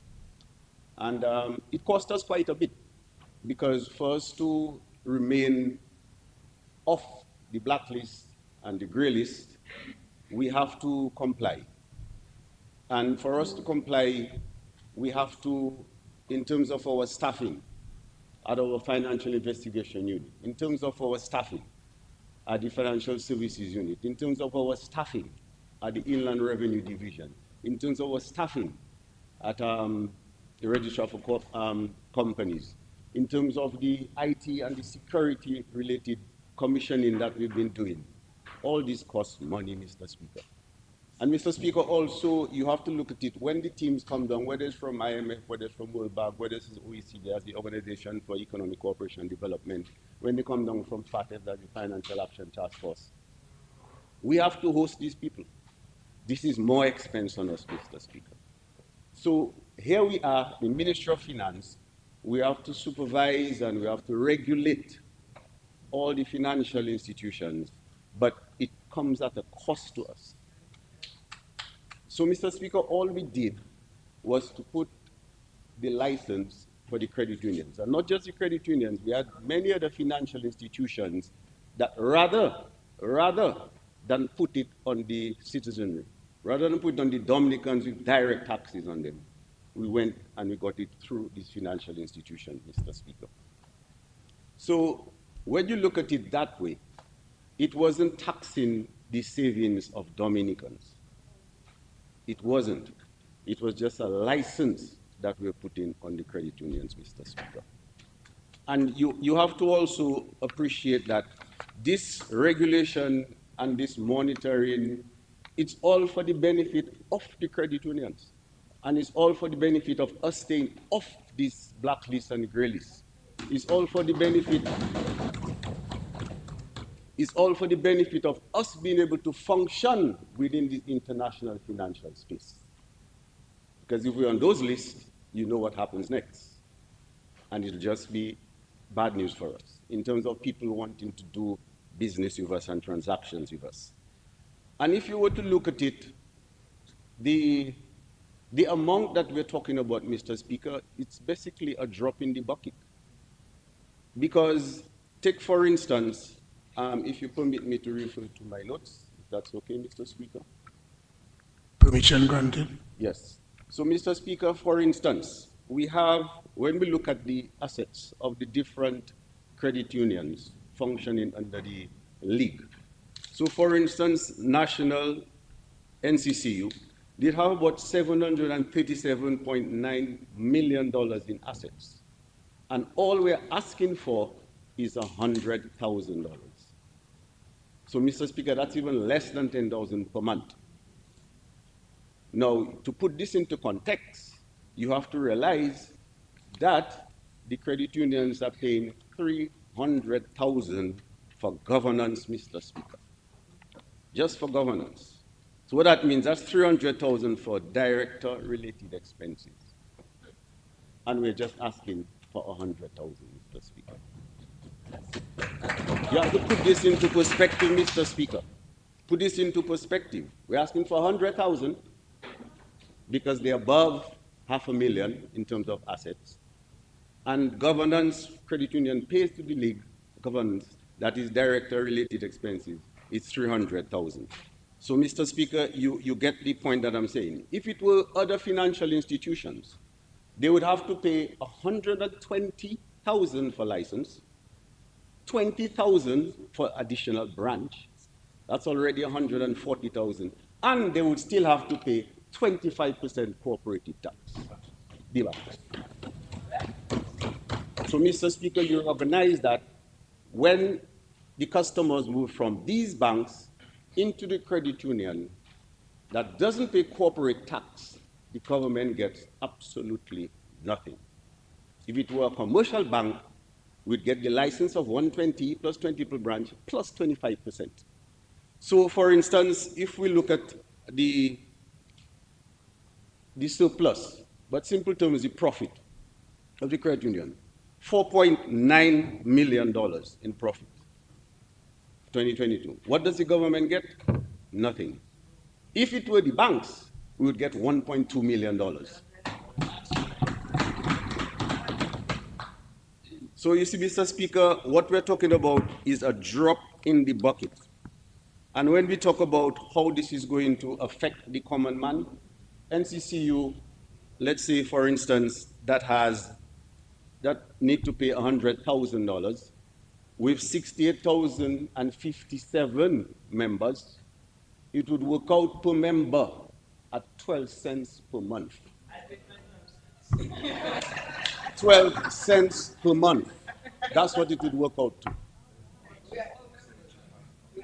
And if they decide to pass it on to the customers, but I know the people, they will not do that, Mr. Speaker. They won't do this. And permit me to say, reliable sources have told me that the league brought out this letter without consulting all the credit unions. As a matter of fact, 2 of them have just dissociated themselves from this letter. That's not good, Mr. Speaker. So, to Senator Reid, I think it could have been just genuine ignorance. That's okay. Or such dishonesty is legendary.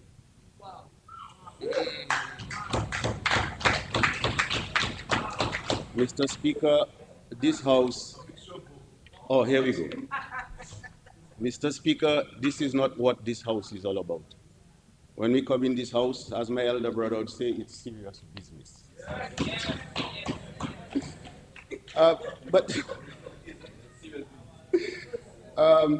But Mr. Speaker, and the sort of services that we are talking about here, if we look at it, over the past 10 years, not one credit union has made a loss over the past 10 years. A bank, NBD, in the hard times, made losses, not the credit unions in the past 10 years. And Mr. Speaker, the credit unions of today is not what it was in the 1950s, where you had filing cabinets in somebody's drawing room or in their living room. No, this is a different time, Mr. Speaker. It's a different time. They might have a slight different structural, might be different structurally banks or the commercial institutions, but nonetheless, it's the same portfolio that they're offering. They're actually offering the same things, like all the banks. So we should not get too carried away with the misinformation and the misrepresentation of the facts. I thought that was being very, very dishonest. This is not what this House is all about. And but I guess we all make mistakes at some time or the other. The only true mistakes we make, Mr. Speaker, are those we don't learn from. So let us hope that the senator learns from this mistake. We actually forgave about the mandatory DNA testing. We leave that out. So,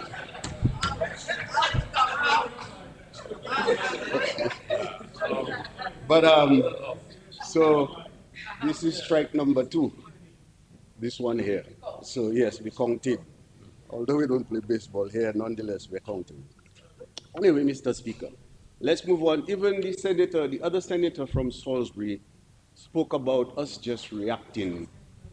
So, So it's a lorry, sorry. Yeah, if you don't. Us just reacting and then criticizing and saying that we're not being prepared and we lack that resilience. Mr. Speaker, this cannot be more untrue than ever. This government has embarked on so many different measures so that we can be a resilient nation. If anything, Mr. Speaker, Dominican resilience is not synonymous. When the world talks about resilience, they refer to Dominica. No doubt, well, it doesn't surprise us that recently international organizations will come here to find out what CREED was doing. That's our Climate Resilience Execution Agency of Dominica.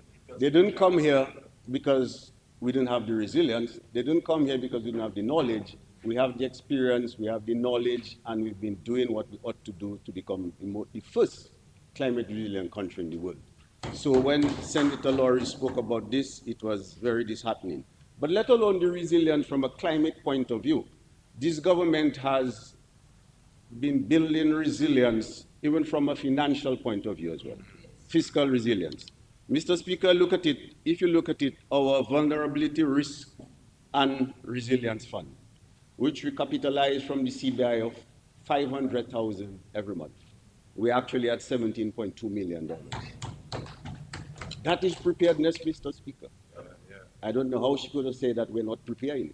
And that's just one instance. Mr. Speaker, we can go further. The catastrophe bond of 20 million secured from the World Bank. That is being prepared, Mr. Speaker. And we can still go further, Mr. The flexible hurricane protection parametric insurance at the credit unions, which the farmers can subscribe to. All that is being prepared, Mr. Speaker. Mr. Speaker, we can even go further.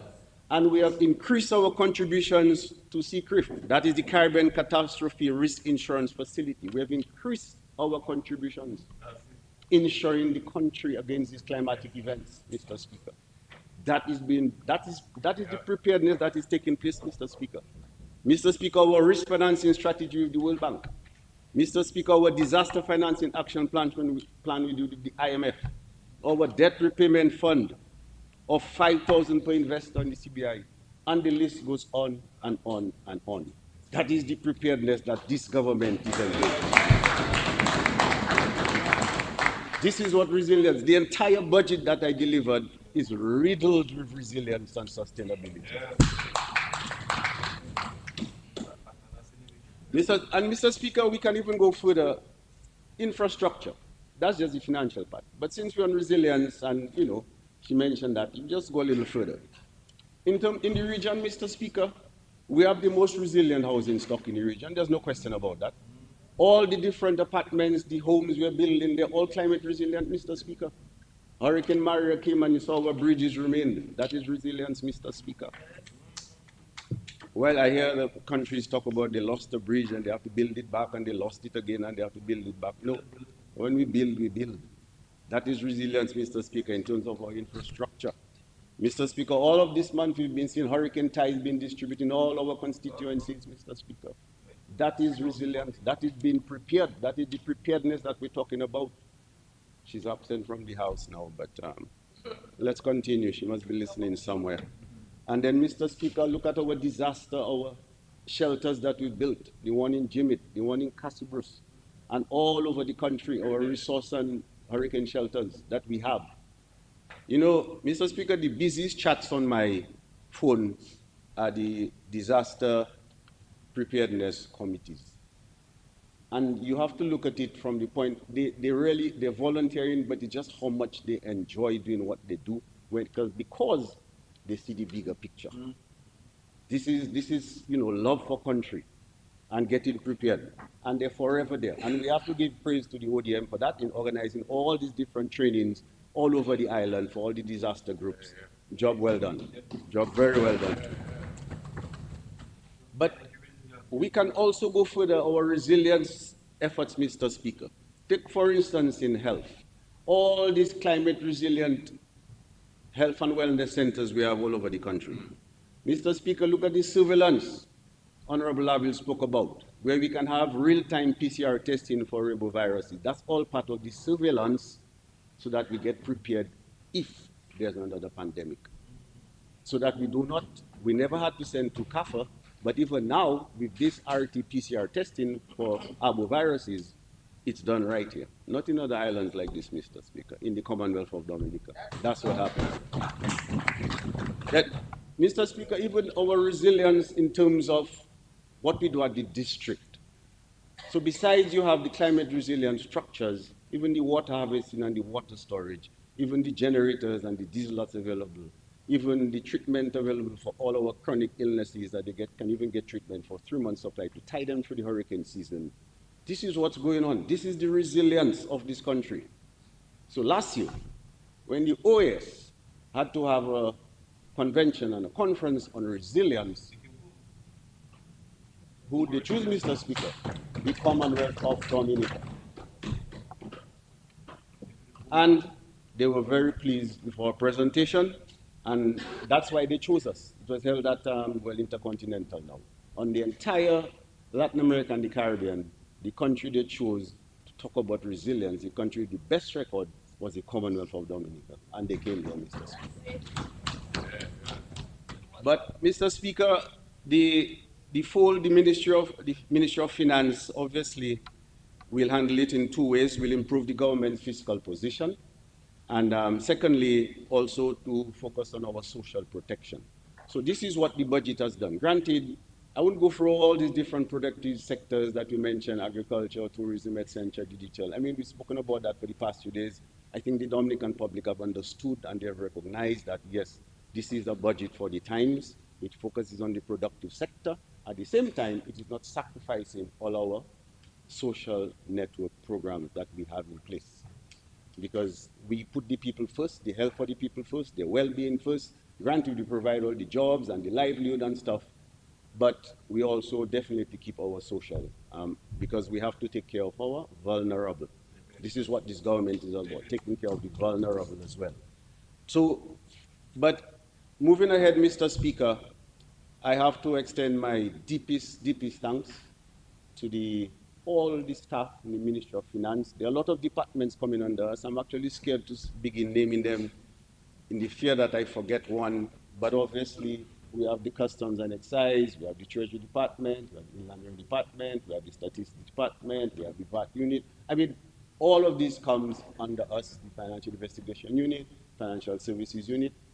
We manage all of those things together. And I really must extend my deepest thanks to them. And above all, Mr. Speaker, our Financial Secretary. Hats off. Mr. Speaker, if it's one job I wouldn't want, it's the job of the FS. This is not an easy one, and she handles it well. So hats off. Mr. Speaker, let me just move on quickly to my constituency, and I want to say a real pleasant good afternoon. Yeah, 1 more minute.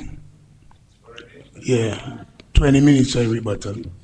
Yes. Mr. Speaker, I beg to move that the Minister of Finance be given 15 more minutes to complete his presentation.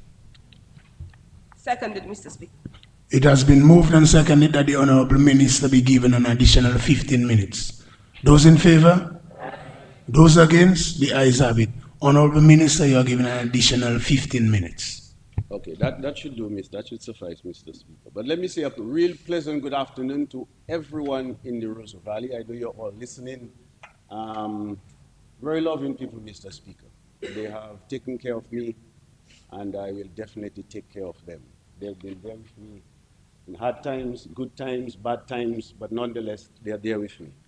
And they have been very understanding as well, in the sense that they have grasped the reset, the national reset, very well. And we know Rome wasn't built in a day. Things we have to prioritize. We have to see how we spend every dollar wisely, and we have to stretch every dollar and try to see how we can get the maximum out of whatever we spend. And they're fully aware of that. So granted, quite a few things have come their way, and there are many other things to come. nonetheless, they are patient and they will wait as we go along through this financial times. The truth is, Mr. Speaker, we're in a time of the polycrisis. We have climate change, we have the food security, we have crime as an issue. Well, not so much in Dominica, but within the region, relatively speaking. We have NCDs going on. There are so many debt sustainabilities. There's a lot of things going on, and that is the, the backdrop on which we are functioning within this present time. So, for instance, my people in Loda, obviously the Dominica Cable Car Company is coming. That is $54 million. This is good news for us, employment for the people of Loda, and we're really looking forward to the completion of that. So many of the young people within, not just from Loda, but from the entire Rosa Valley, are working on that project. And as I said last time, and I can say it again, when you go through the Rosa Valley during the course of the day, it's like a ghost town. Everyone is employed. Whether it's on the Dominica Cable Car, whether it's on the geothermal, they're farming, everyone is employed. Mr. Speaker, Dr. Anderson spoke about the geothermal project, and it's on its way. And I wouldn't really elaborate too much on that. Our sanctuary resort in Porvidas, very good friend, you always visit there, and you see it's doing pretty well. So we cannot wait for this sanctuary resort to be, opened and stuff, and then so that all our farmers can benefit in terms of produce for the hotel, etc. And it's just a lot of business going on there. Our playing field, there's a lot of work going on our playing field in Loda now. Actually, I must say, tell Mr. Libla thanks, some voluntary work to clear it off, and the government has made available, we have acquired an extra acre of land for the Loda playing field so we can get a proper size playing field for Loda. And so all now works are going on. In terms of our tourist sites, obviously the freshwater lake, we really have a great plan for there, Mr. Speaker, that when you get there, it will be an experience you won't forget. That's the whole thing about our sites in the valley. We make it so it's an experience. You come there and you don't want to leave. You spend a day at the freshwater lake. That's the plan, and Mr. Speaker, we will pull it through. Lights for T2 Gorge, initially we had the solar lights, but obviously T2 Gorge, the area solar is an issue, so now we have some new contract coming to get signed soon for the, and estimates have come in so we can get Domlec to get the lights there and stuff. The link road in Loda, it hasn't occurred yet, we cut it, but it will be done and it's on the card. As a matter of fact, Mr. Speaker, on Saturday we have a reggae night in Loda, so you can imagine the moonlight, the cool breeze, and the Monaco train doesn't get better, Mr. Speaker. If we come down a little bit to the next village, this is Trafalgar. Lots of housing programs going on there. We've had some apartments there. Been a little delay in the opening, but nonetheless, we iron out those little issues, and very soon we'll be opening them before the end of the year. And we have another 16 three-bedroom units being built in Trafalgar as well, handling and addressing the housing issue of the village, obviously. And obviously, the tourism site in Trafalgar, that we're going to upgrade as well. We have some work to do there as well, and estimates have been there, and then the contracts will be signed. Our indoor basketball court, which was under BNTF, but you see the national financial crisis, finances were a little slow, but it will come through. So it's just a matter of time. We're high rainfall areas, so we must have indoor facilities there. Our digital hub, I must thank Honorable Laville, Honorable Roy, and presently Honorable Grant and Honorable Hippolyte, that our digital hub is jam-packed, it's filled, and it's functioning ready. We actually, it's really something that it's so much fun, Mr. Speaker, when you can see all these young students from different parts of the valley being transported to Trafalgar, they get into the hub and transported back home, safe environment. Mr. Speaker, you cannot ask for more. This is great stuff, Mr. Speaker. And that is all just investing in the youth of the Rosa Valley. Our playing field lights, that is a little outstanding, and we will get it done as well. Mr. Speaker, in terms of Mount Prosper, we look for the commissioning of the water supply in August 2023. And I'm very certain that with this, let alone the comfort of home water for domestic purposes, but I'm very sure the irrigation point of view, we will definitely see an increase in productivity of our farmers. We are a hard farming community in Mount Prosper, the village where I live and I reside in. And we've put lots of inputs for the farmers there, whether it's fertilizer and other different things like that. And then with the water for possible irrigation, that should spell very, very good news for the farmers of Mount Prosper. And it's interesting to know almost 75% of the farmers are women. So you can get the importance of all of that. Our basketball court was completed, and the bigger plan for the basketball court is obviously a basketball academy. I got a sponsor for this already, so it's just a matter of time for us to just put it together. Our football field, we need a little upgrade there as well, and we've been doing some, road repairs within the village, And for this, I must single out the chairperson, Ms. Decima Timothy Myers, and her team who work on weekends to fix up those roads. Hats off.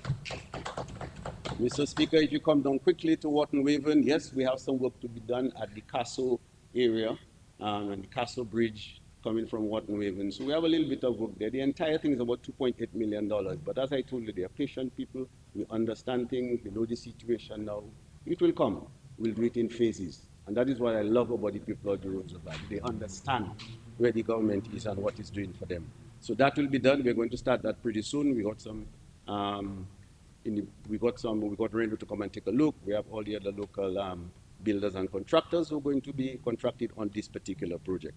Also in Wharton Waven, our playing field, we got a lot of assistance from the National Rising Office of the European Development Fund. Ms. Roberts was very, very helpful.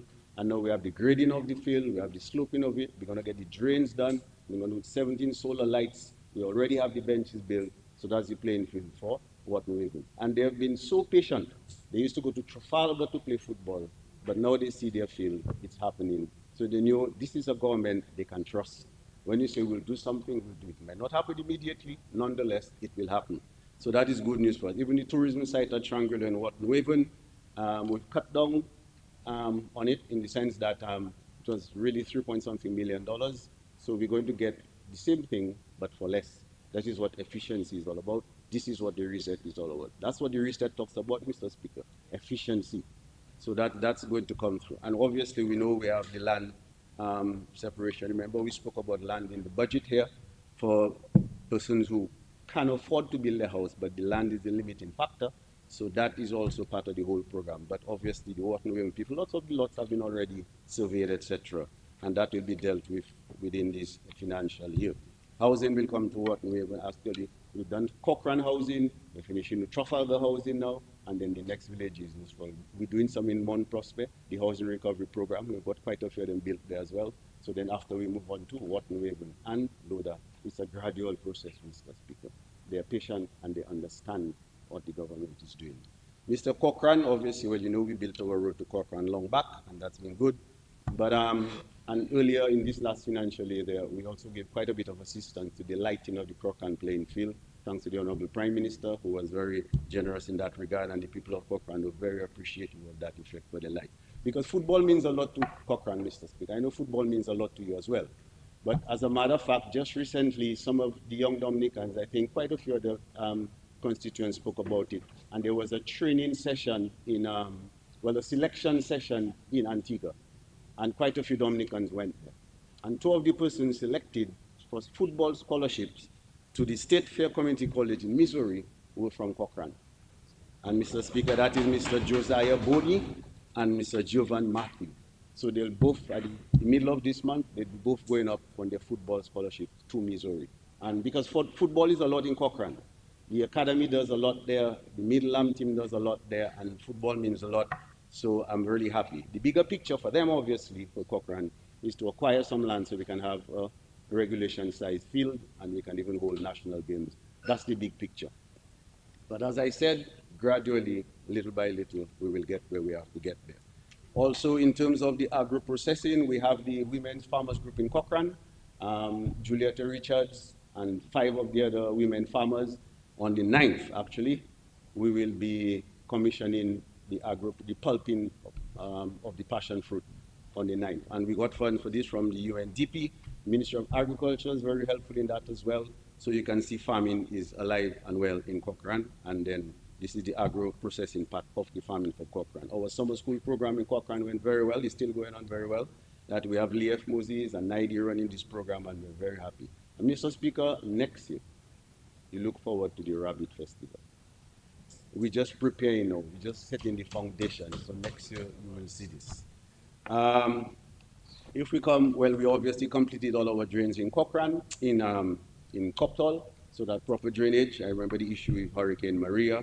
This will not happen anymore. And in Fokani, obviously, we want to get some railings for the bridge in Fokani. And I'm so happy that our Cabanis wall was built, and it was a great job done, Mr. Speaker. A very great job by Dominican contractor. It's a Greenaway, so we're very happy about that. On the 7th, Mr. Speaker, as part of the whole Fet Kaichi and Fist stuff by Vados, I don't know if you've been to Vados hotspot, at 3 a.m. we'll be starting. And we'll be starting at 3 a.m. on the 7th. And then on the same 7th, Mr. Speaker, at 4 p.m. in the afternoon, we'll be at Hecky's Bar for the wet fete. Now, Mr. Speaker, this is big man stuff. Children's not allowed at this one, at Hecky's Bar, and that's on the way to the falls, just before the hydroelectric. So that's going to be happening on the 7th. Three start at 3 a.m., then we have the wet fete at 4 p.m., and it's going to have a lot of fun there. But Mr. Speaker, I would just want to say a special thanks to all my constituents again. I really appreciate that the love they showed for me is very comforting. And I also want to extend my deepest thanks to the NEP. They have done an excellent job in keeping the tourism capital of Dominica clean and neat, and that's great news for us.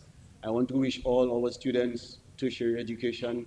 We've benefited quite a bit from that. As a matter of fact, very soon, at least 3 or 4 of our students from the Valley will be going to China to pursue tertiary education, and we're really grateful about that. And and all the other things that continue in small business. We benefited quite a bit from small business in Rosa Valley. I mean, we have bars and restaurants and all of it littered all over the Rosa Valley. So you can just see. So, Mr. Speaker, you recognize that the Rosa Valley is bubbling, just like the rest of Dominica is bubbling. In these hard times, when you have a country that is bubbling like that, other countries, other people ask us, how do you all do this? Yeah. In these hard times, you have a country that is bubbling with activity, projects going on. I mentioned so many of them in the budget. I'm not going to go for all of them, the marina and the airport and all of that. We've heard that, and it's going on. It's a fact. So I really want to thank the people and also my association, my constituent association. They've been really, behind me and supporting me, and I really appreciate that very much. So in a nutshell, I just want to say thanks to the people of the Rosa Valley, and I want to say thanks to all my colleagues here who helped in the whole budget preparation, and I think we did pretty well. The consultations we had before really helped us. That is why this is a budget of the people, because we consulted before we came with this budget, whether it's the farmers, whether it's the trade unions, whether it's the local government, whether it's the small business people, everybody was part of this, and everybody is represented in this budget. So it's really the budget of the people. Let us take the national reset really seriously. We've been doing excellent so far, but we are pragmatic government. There's always room for improvement. So that is why we're saying we're on track. Let's keep on track. I thank you, Mr. Speaker.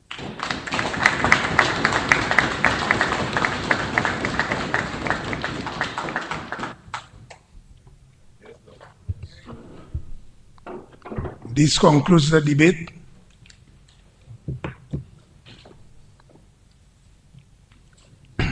The estimate shall not be referred to the Committee of the Supply of the whole House.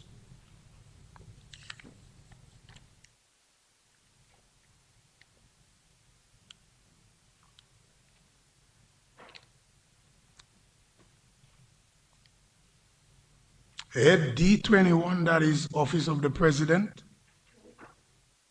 The question is that the sum of $1,015,925 stand part of the estimate. Those in favor? Those against? The ayes have it. D22, that is Integrity in Public Office Commission. The question is that D22, with sum of $536,106 stand part of the estimate. Those in favor? Those against? The ayes have it.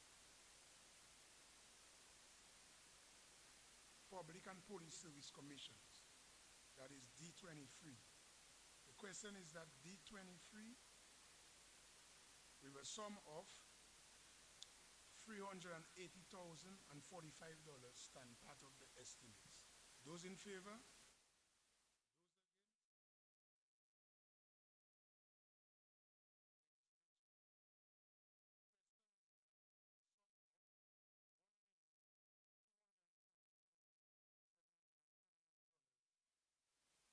For D25 stand part of the estimates.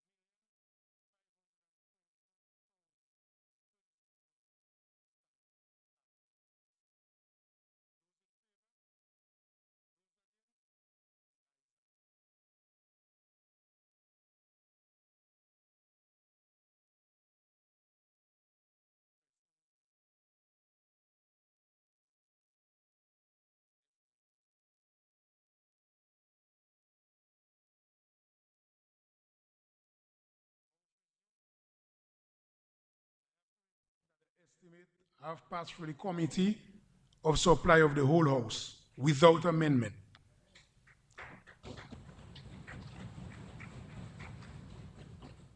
So the question is that the estimate for 1,234,524,036 as per the approved bill. Those in favor? Those against?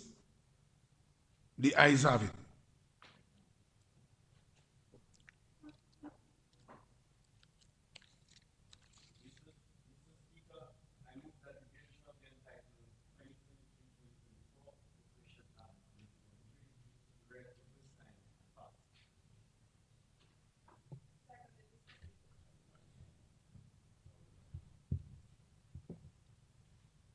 Twenty 2024 Appropriation Act 2023. The bill has been read the first time. Mr. Speaker, I move the second reading of the bill shortly entitled 2023-2024 Act 2023.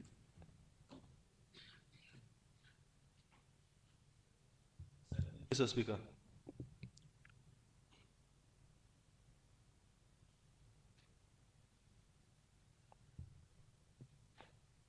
It has been moved and seconded that the bill shortly entitled 2023-2024 Appropriation Act 2023 be read a second time. Those in favor? Those against? The ayes have it. 2023-2024 Appropriation Act 2023.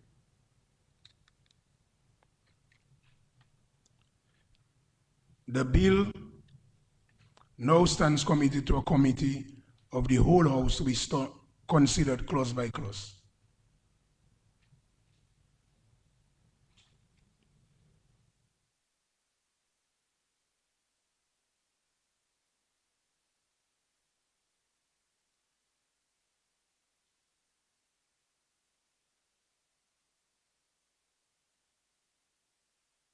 The question is that is for the office of the president. That is D21. The question is that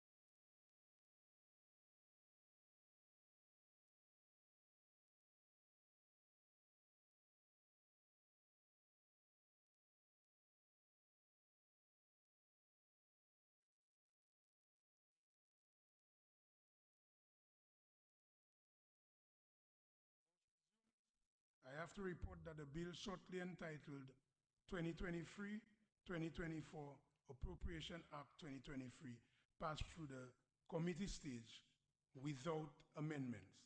The question is that I do report, is that the report of the committee on the bill be adopted. Those in favor? Those against? The ayes have it.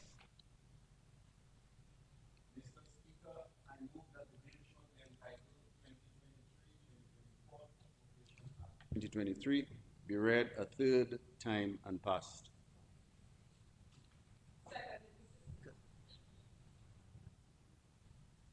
It has been moved that the bill shortly entitled 2023-2024 Appropriation Act 2024 be read a third time and passed. Those in favor? Those against? The ayes have it. 2023-2024 Appropriation Act 2023. The bill has been read a third time and passed accordingly.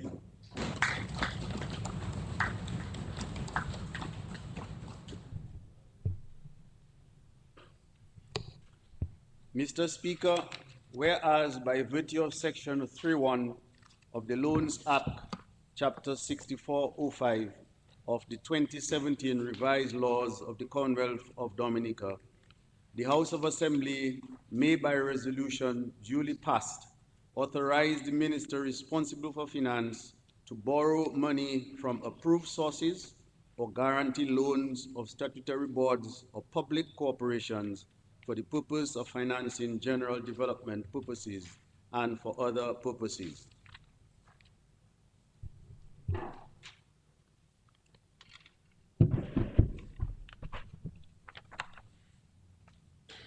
And whereas, in accordance with Section 36(1) of the Finance Administration Act, Chapter 3602 of the 2017 revised laws of the Commonwealth of Dominica, the power conferred by the Loans Act to borrow money by means of advances from a bank may be exercised by means of a fluctuating overdraft. And whereas for the fiscal year 2022-2023, Parliament approved a bank overdraft limit in the amount of $108 million distributed as follows. Central government, $103 million, and guarantees to statutory bodies and public corporations, $5 million. And whereas these bank overdraft facilities were effectively managed and there were no breaches during the period. And whereas for the fiscal year 2023-2024, a sum not exceeding $102 million is required to assist with the operations of central government, which is $1 million less than the amount approved for fiscal year 2022-2023. And whereas the government proposes to increase the amount allocated to statutory bodies and public corporations from $5 million to $6 million to offer them flexibility in meeting their short-term financial obligations in a timely manner. And whereas the government of Dominica's debt strategy allows for a mix of financing options to include loans, overdraft facilities, and securities geared at meeting government's financial needs. And whereas the government of Dominica has utilized a combination of overdrafts and treasury bills to supplement general revenues to finance its short-term requirements and continues to finance its capital projects through grants, concessional loans, and resources from the Citizenship by Investment program. And whereas the government of Dominica continues to build fiscal resilience to macroeconomic shocks, the unanticipated shortfall in revenues, and the increased demand on the state to cover these unexpected events warrants the use of this facility. And whereas the government is also mindful of the ECCU target of having member countries meet the debt to GDP ratio target of 60% by 2035. Be it resolved that in accordance with Section 3.1 of the Loans Act, Chapter 6405 of the 2017 revised laws of the Commonwealth of Dominica, this Honorable House authorizes the Minister for Finance to borrow and guarantee by means of fluctuating overdraft a sum not exceeding in the aggregate 108 million Eastern Caribbean dollars from A, National Bank of Dominica, B, Republic Bank, and C, any other approved financial institution to meet central government's current overdraft requirements and to guarantee overdrafts to statutory bodies and public corporations for a further period of 1 year commencing from the first day of July 2023.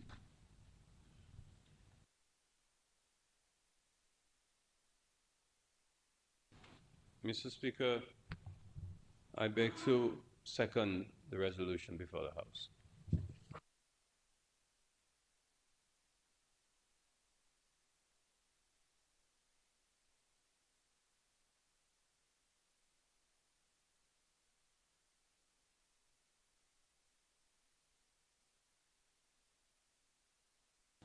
Mr. Speaker, by virtue of Section 3.1 of the Loans Act, Chapter 6405 of the 2017 revised laws of the Commonwealth of Dominica, the House of Assembly may, by resolution duly passed, authorize the Minister for Finance, responsible for finance, to borrow money from approved sources or guarantee loans to statutory boards or public corporations for the purpose of financing general development purposes and for other purposes. Additionally, in accordance with Section 36(1) of the Finance Administration Act, Chapter 6302 of the 2017 revised laws of the Commonwealth of Dominica, the power conferred by the Loans Act to borrow money by means of advances from a bank may be exercised by means of a fluctuating overdraft. Mr. Speaker, though the government of Dominica continues to build fiscal resilience to macroeconomic shocks, the possibility of unanticipated shortfall in revenues and the increased demands on the state to cover these unexpected events warrant the use of an overdraft facility when it necessary to do so. The government of Dominica's debt strategy allows for a mix of financing options to include loans, overdraft facilities, and securities to meet its debt management objective, which is to ensure that the government's financing needs and obligations are met on a timely basis in a way that minimizes cost over the medium to long term with a prudent level of risk.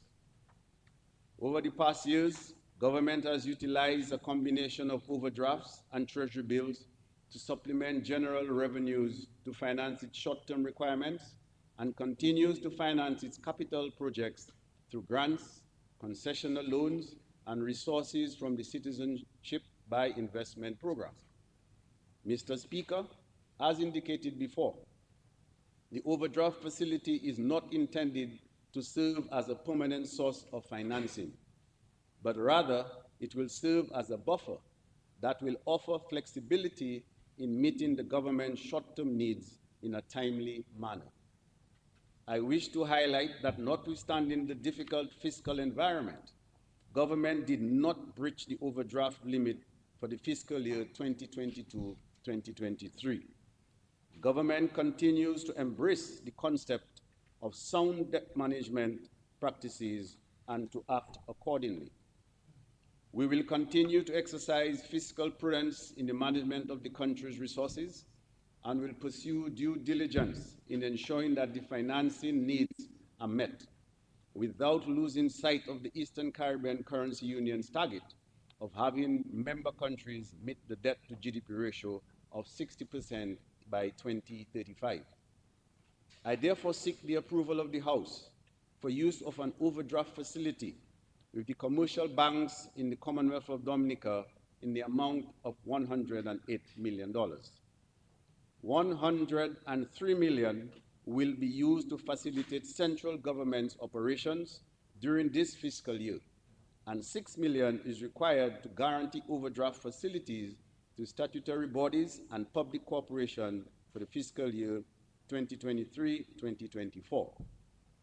I commend the motion to this Honorable House for its approval. Thank you. The motion is before the House for debate.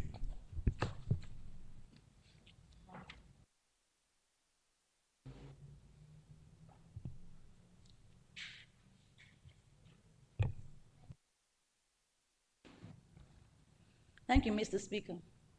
Mr. Speaker, before I give my brief comments on the overdraft, let me just say that most times that when we sit on this side of the house, that the public, the general public feels that we have to oppose to everything, and that we don't have anything good to say about the administration.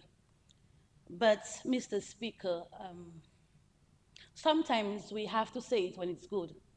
As elderly would say that, laibo deibo. When it is good, say it is good. And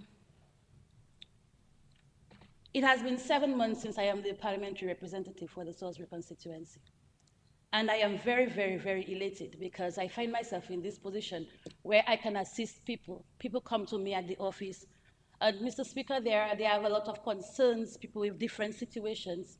And I sit and I listen to them. And many of them may think that I am part of that I am in the government and that I am a magician and I can make things happen overnight. But I do my best as a parliamentary, as a parliament for Salisbury. Mr. Speaker, there are times when we as the opposition, we have to make recommendations to the government as well. And when there are certain things that bills that are being passed and we are in support of, we give our support to them as well. Mr. Speaker, like she stepped out, the member for Roseau North constituency, she said she had a little story one of Yeah, those. you have to say, when he's a minister, you say the honorable The minister. Honorable Minister, sorry, Mr. Speaker.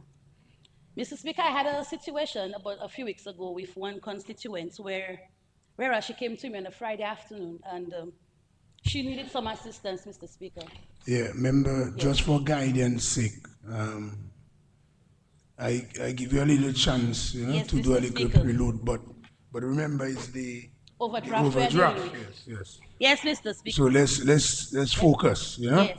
Yes, But I'm focus. just drawing my reference, Mr. Speaker, because when the government have assisted someone that we have to say, and we have to say thank you to the government. And Mr. Speaker, I had to deal with that situation, and she came to me on a Friday afternoon and my hands were tied.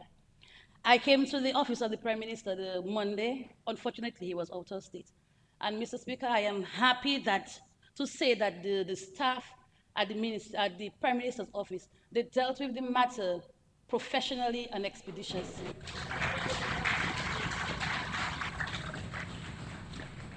And I want to say a special thank you, Mr. Speaker, because there are times when when we in opposition, sometimes we tend to keep the things that the government does for us and say the bad things. But I want to just say special thank you because this individual, Mr. Speaker, she needed the help. And it happened like today for tomorrow, and she had to travel for a medical. And I want to say thank you very much to the administration. Let me be brief, Mr. Speaker, in my comment as I comment to the overdraft. Mr. Speaker, the resolution before the House today is a routine exercise. This year, the authorization is being sought for the Minister of Finance to borrow and guarantee by means of a fluctuating overdraft, a sum not exceeding in the aggregate of $108 million to meet central government's current overdraft requirements and to guarantee overdrafts to statutory bodies and public corporations for a further period of 1 year commencing July 1st, 2023, yes. Mr. Speaker, the government will borrow from the National Bank of Dominica, the Republic Bank, and any other approved financial institution. Mr. Speaker, for many years, the government was able to finance its overdraft by borrowing money, not just from the National Bank of Dominica, but also from the Royal Bank of Canada, First Caribbean Bank, and Scotia Bank. It is somewhat a poor reflection of the banking sector in Dominica today that Dominica has only one major bank, that's the NBD. Mr. Speaker, for the fiscal year 2022-2023, Parliament approved an overdraft limit of $108 million. I note with great interest a part of the resolution now before this House, which reads, and whereas these bank overdraft facilities were effectively managed and there were no breaches during this period. Mr. Speaker, it is well understood that a government needs an overdraft facility, and the opposition supports the resolution before the House today, but that support, Mr. Speaker, is not unconditional. As the parliamentary opposition, What we ask is for the government to exercise prudence and stick as far as possible to the overdraft limit approved by Parliament. Mr. Speaker, an overdraft facility is there to be used in emergency situations and to cover unexpected events. Mr. Speaker, with this brief intervention, I support this resolution. Thank you.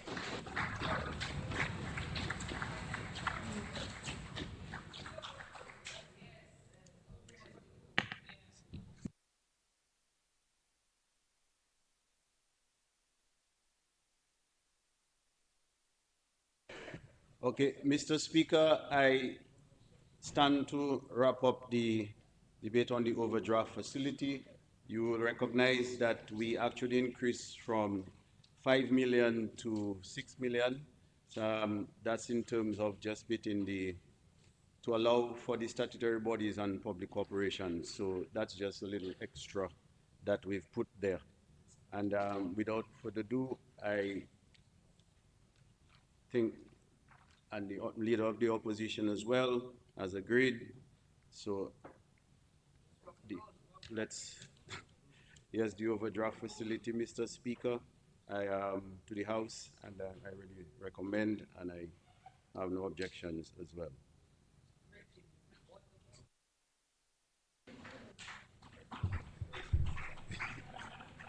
This concludes the debate.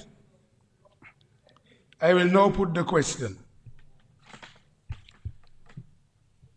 Be it resolved that in accordance with Section 3.1 of the Loans Act, Chapter 6405 of 2017 Revised Laws of the Commonwealth of Dominica, this Honorable House authorizes the Minister for Finance to borrow and guarantee by means of fluctuating overdraft a sum not exceeding in the aggregate 108 million Eastern Caribbean dollars from A, National Bank of Dominica, B, Republic Bank, and C, any other approved financial institution to meet central government's current overdraft requirements and to guarantee overdrafts to statutory bodies and public corporations for a further period of 1 year commencing from 1st day of July 2023. Those in favor? Those against? The ayes have it. Seconded.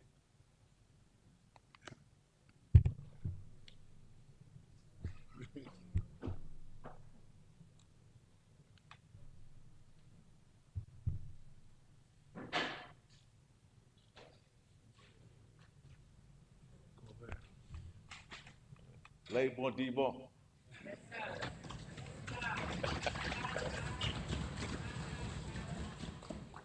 You know, when it's good, say it's good. Well, it was a good budget. Yes.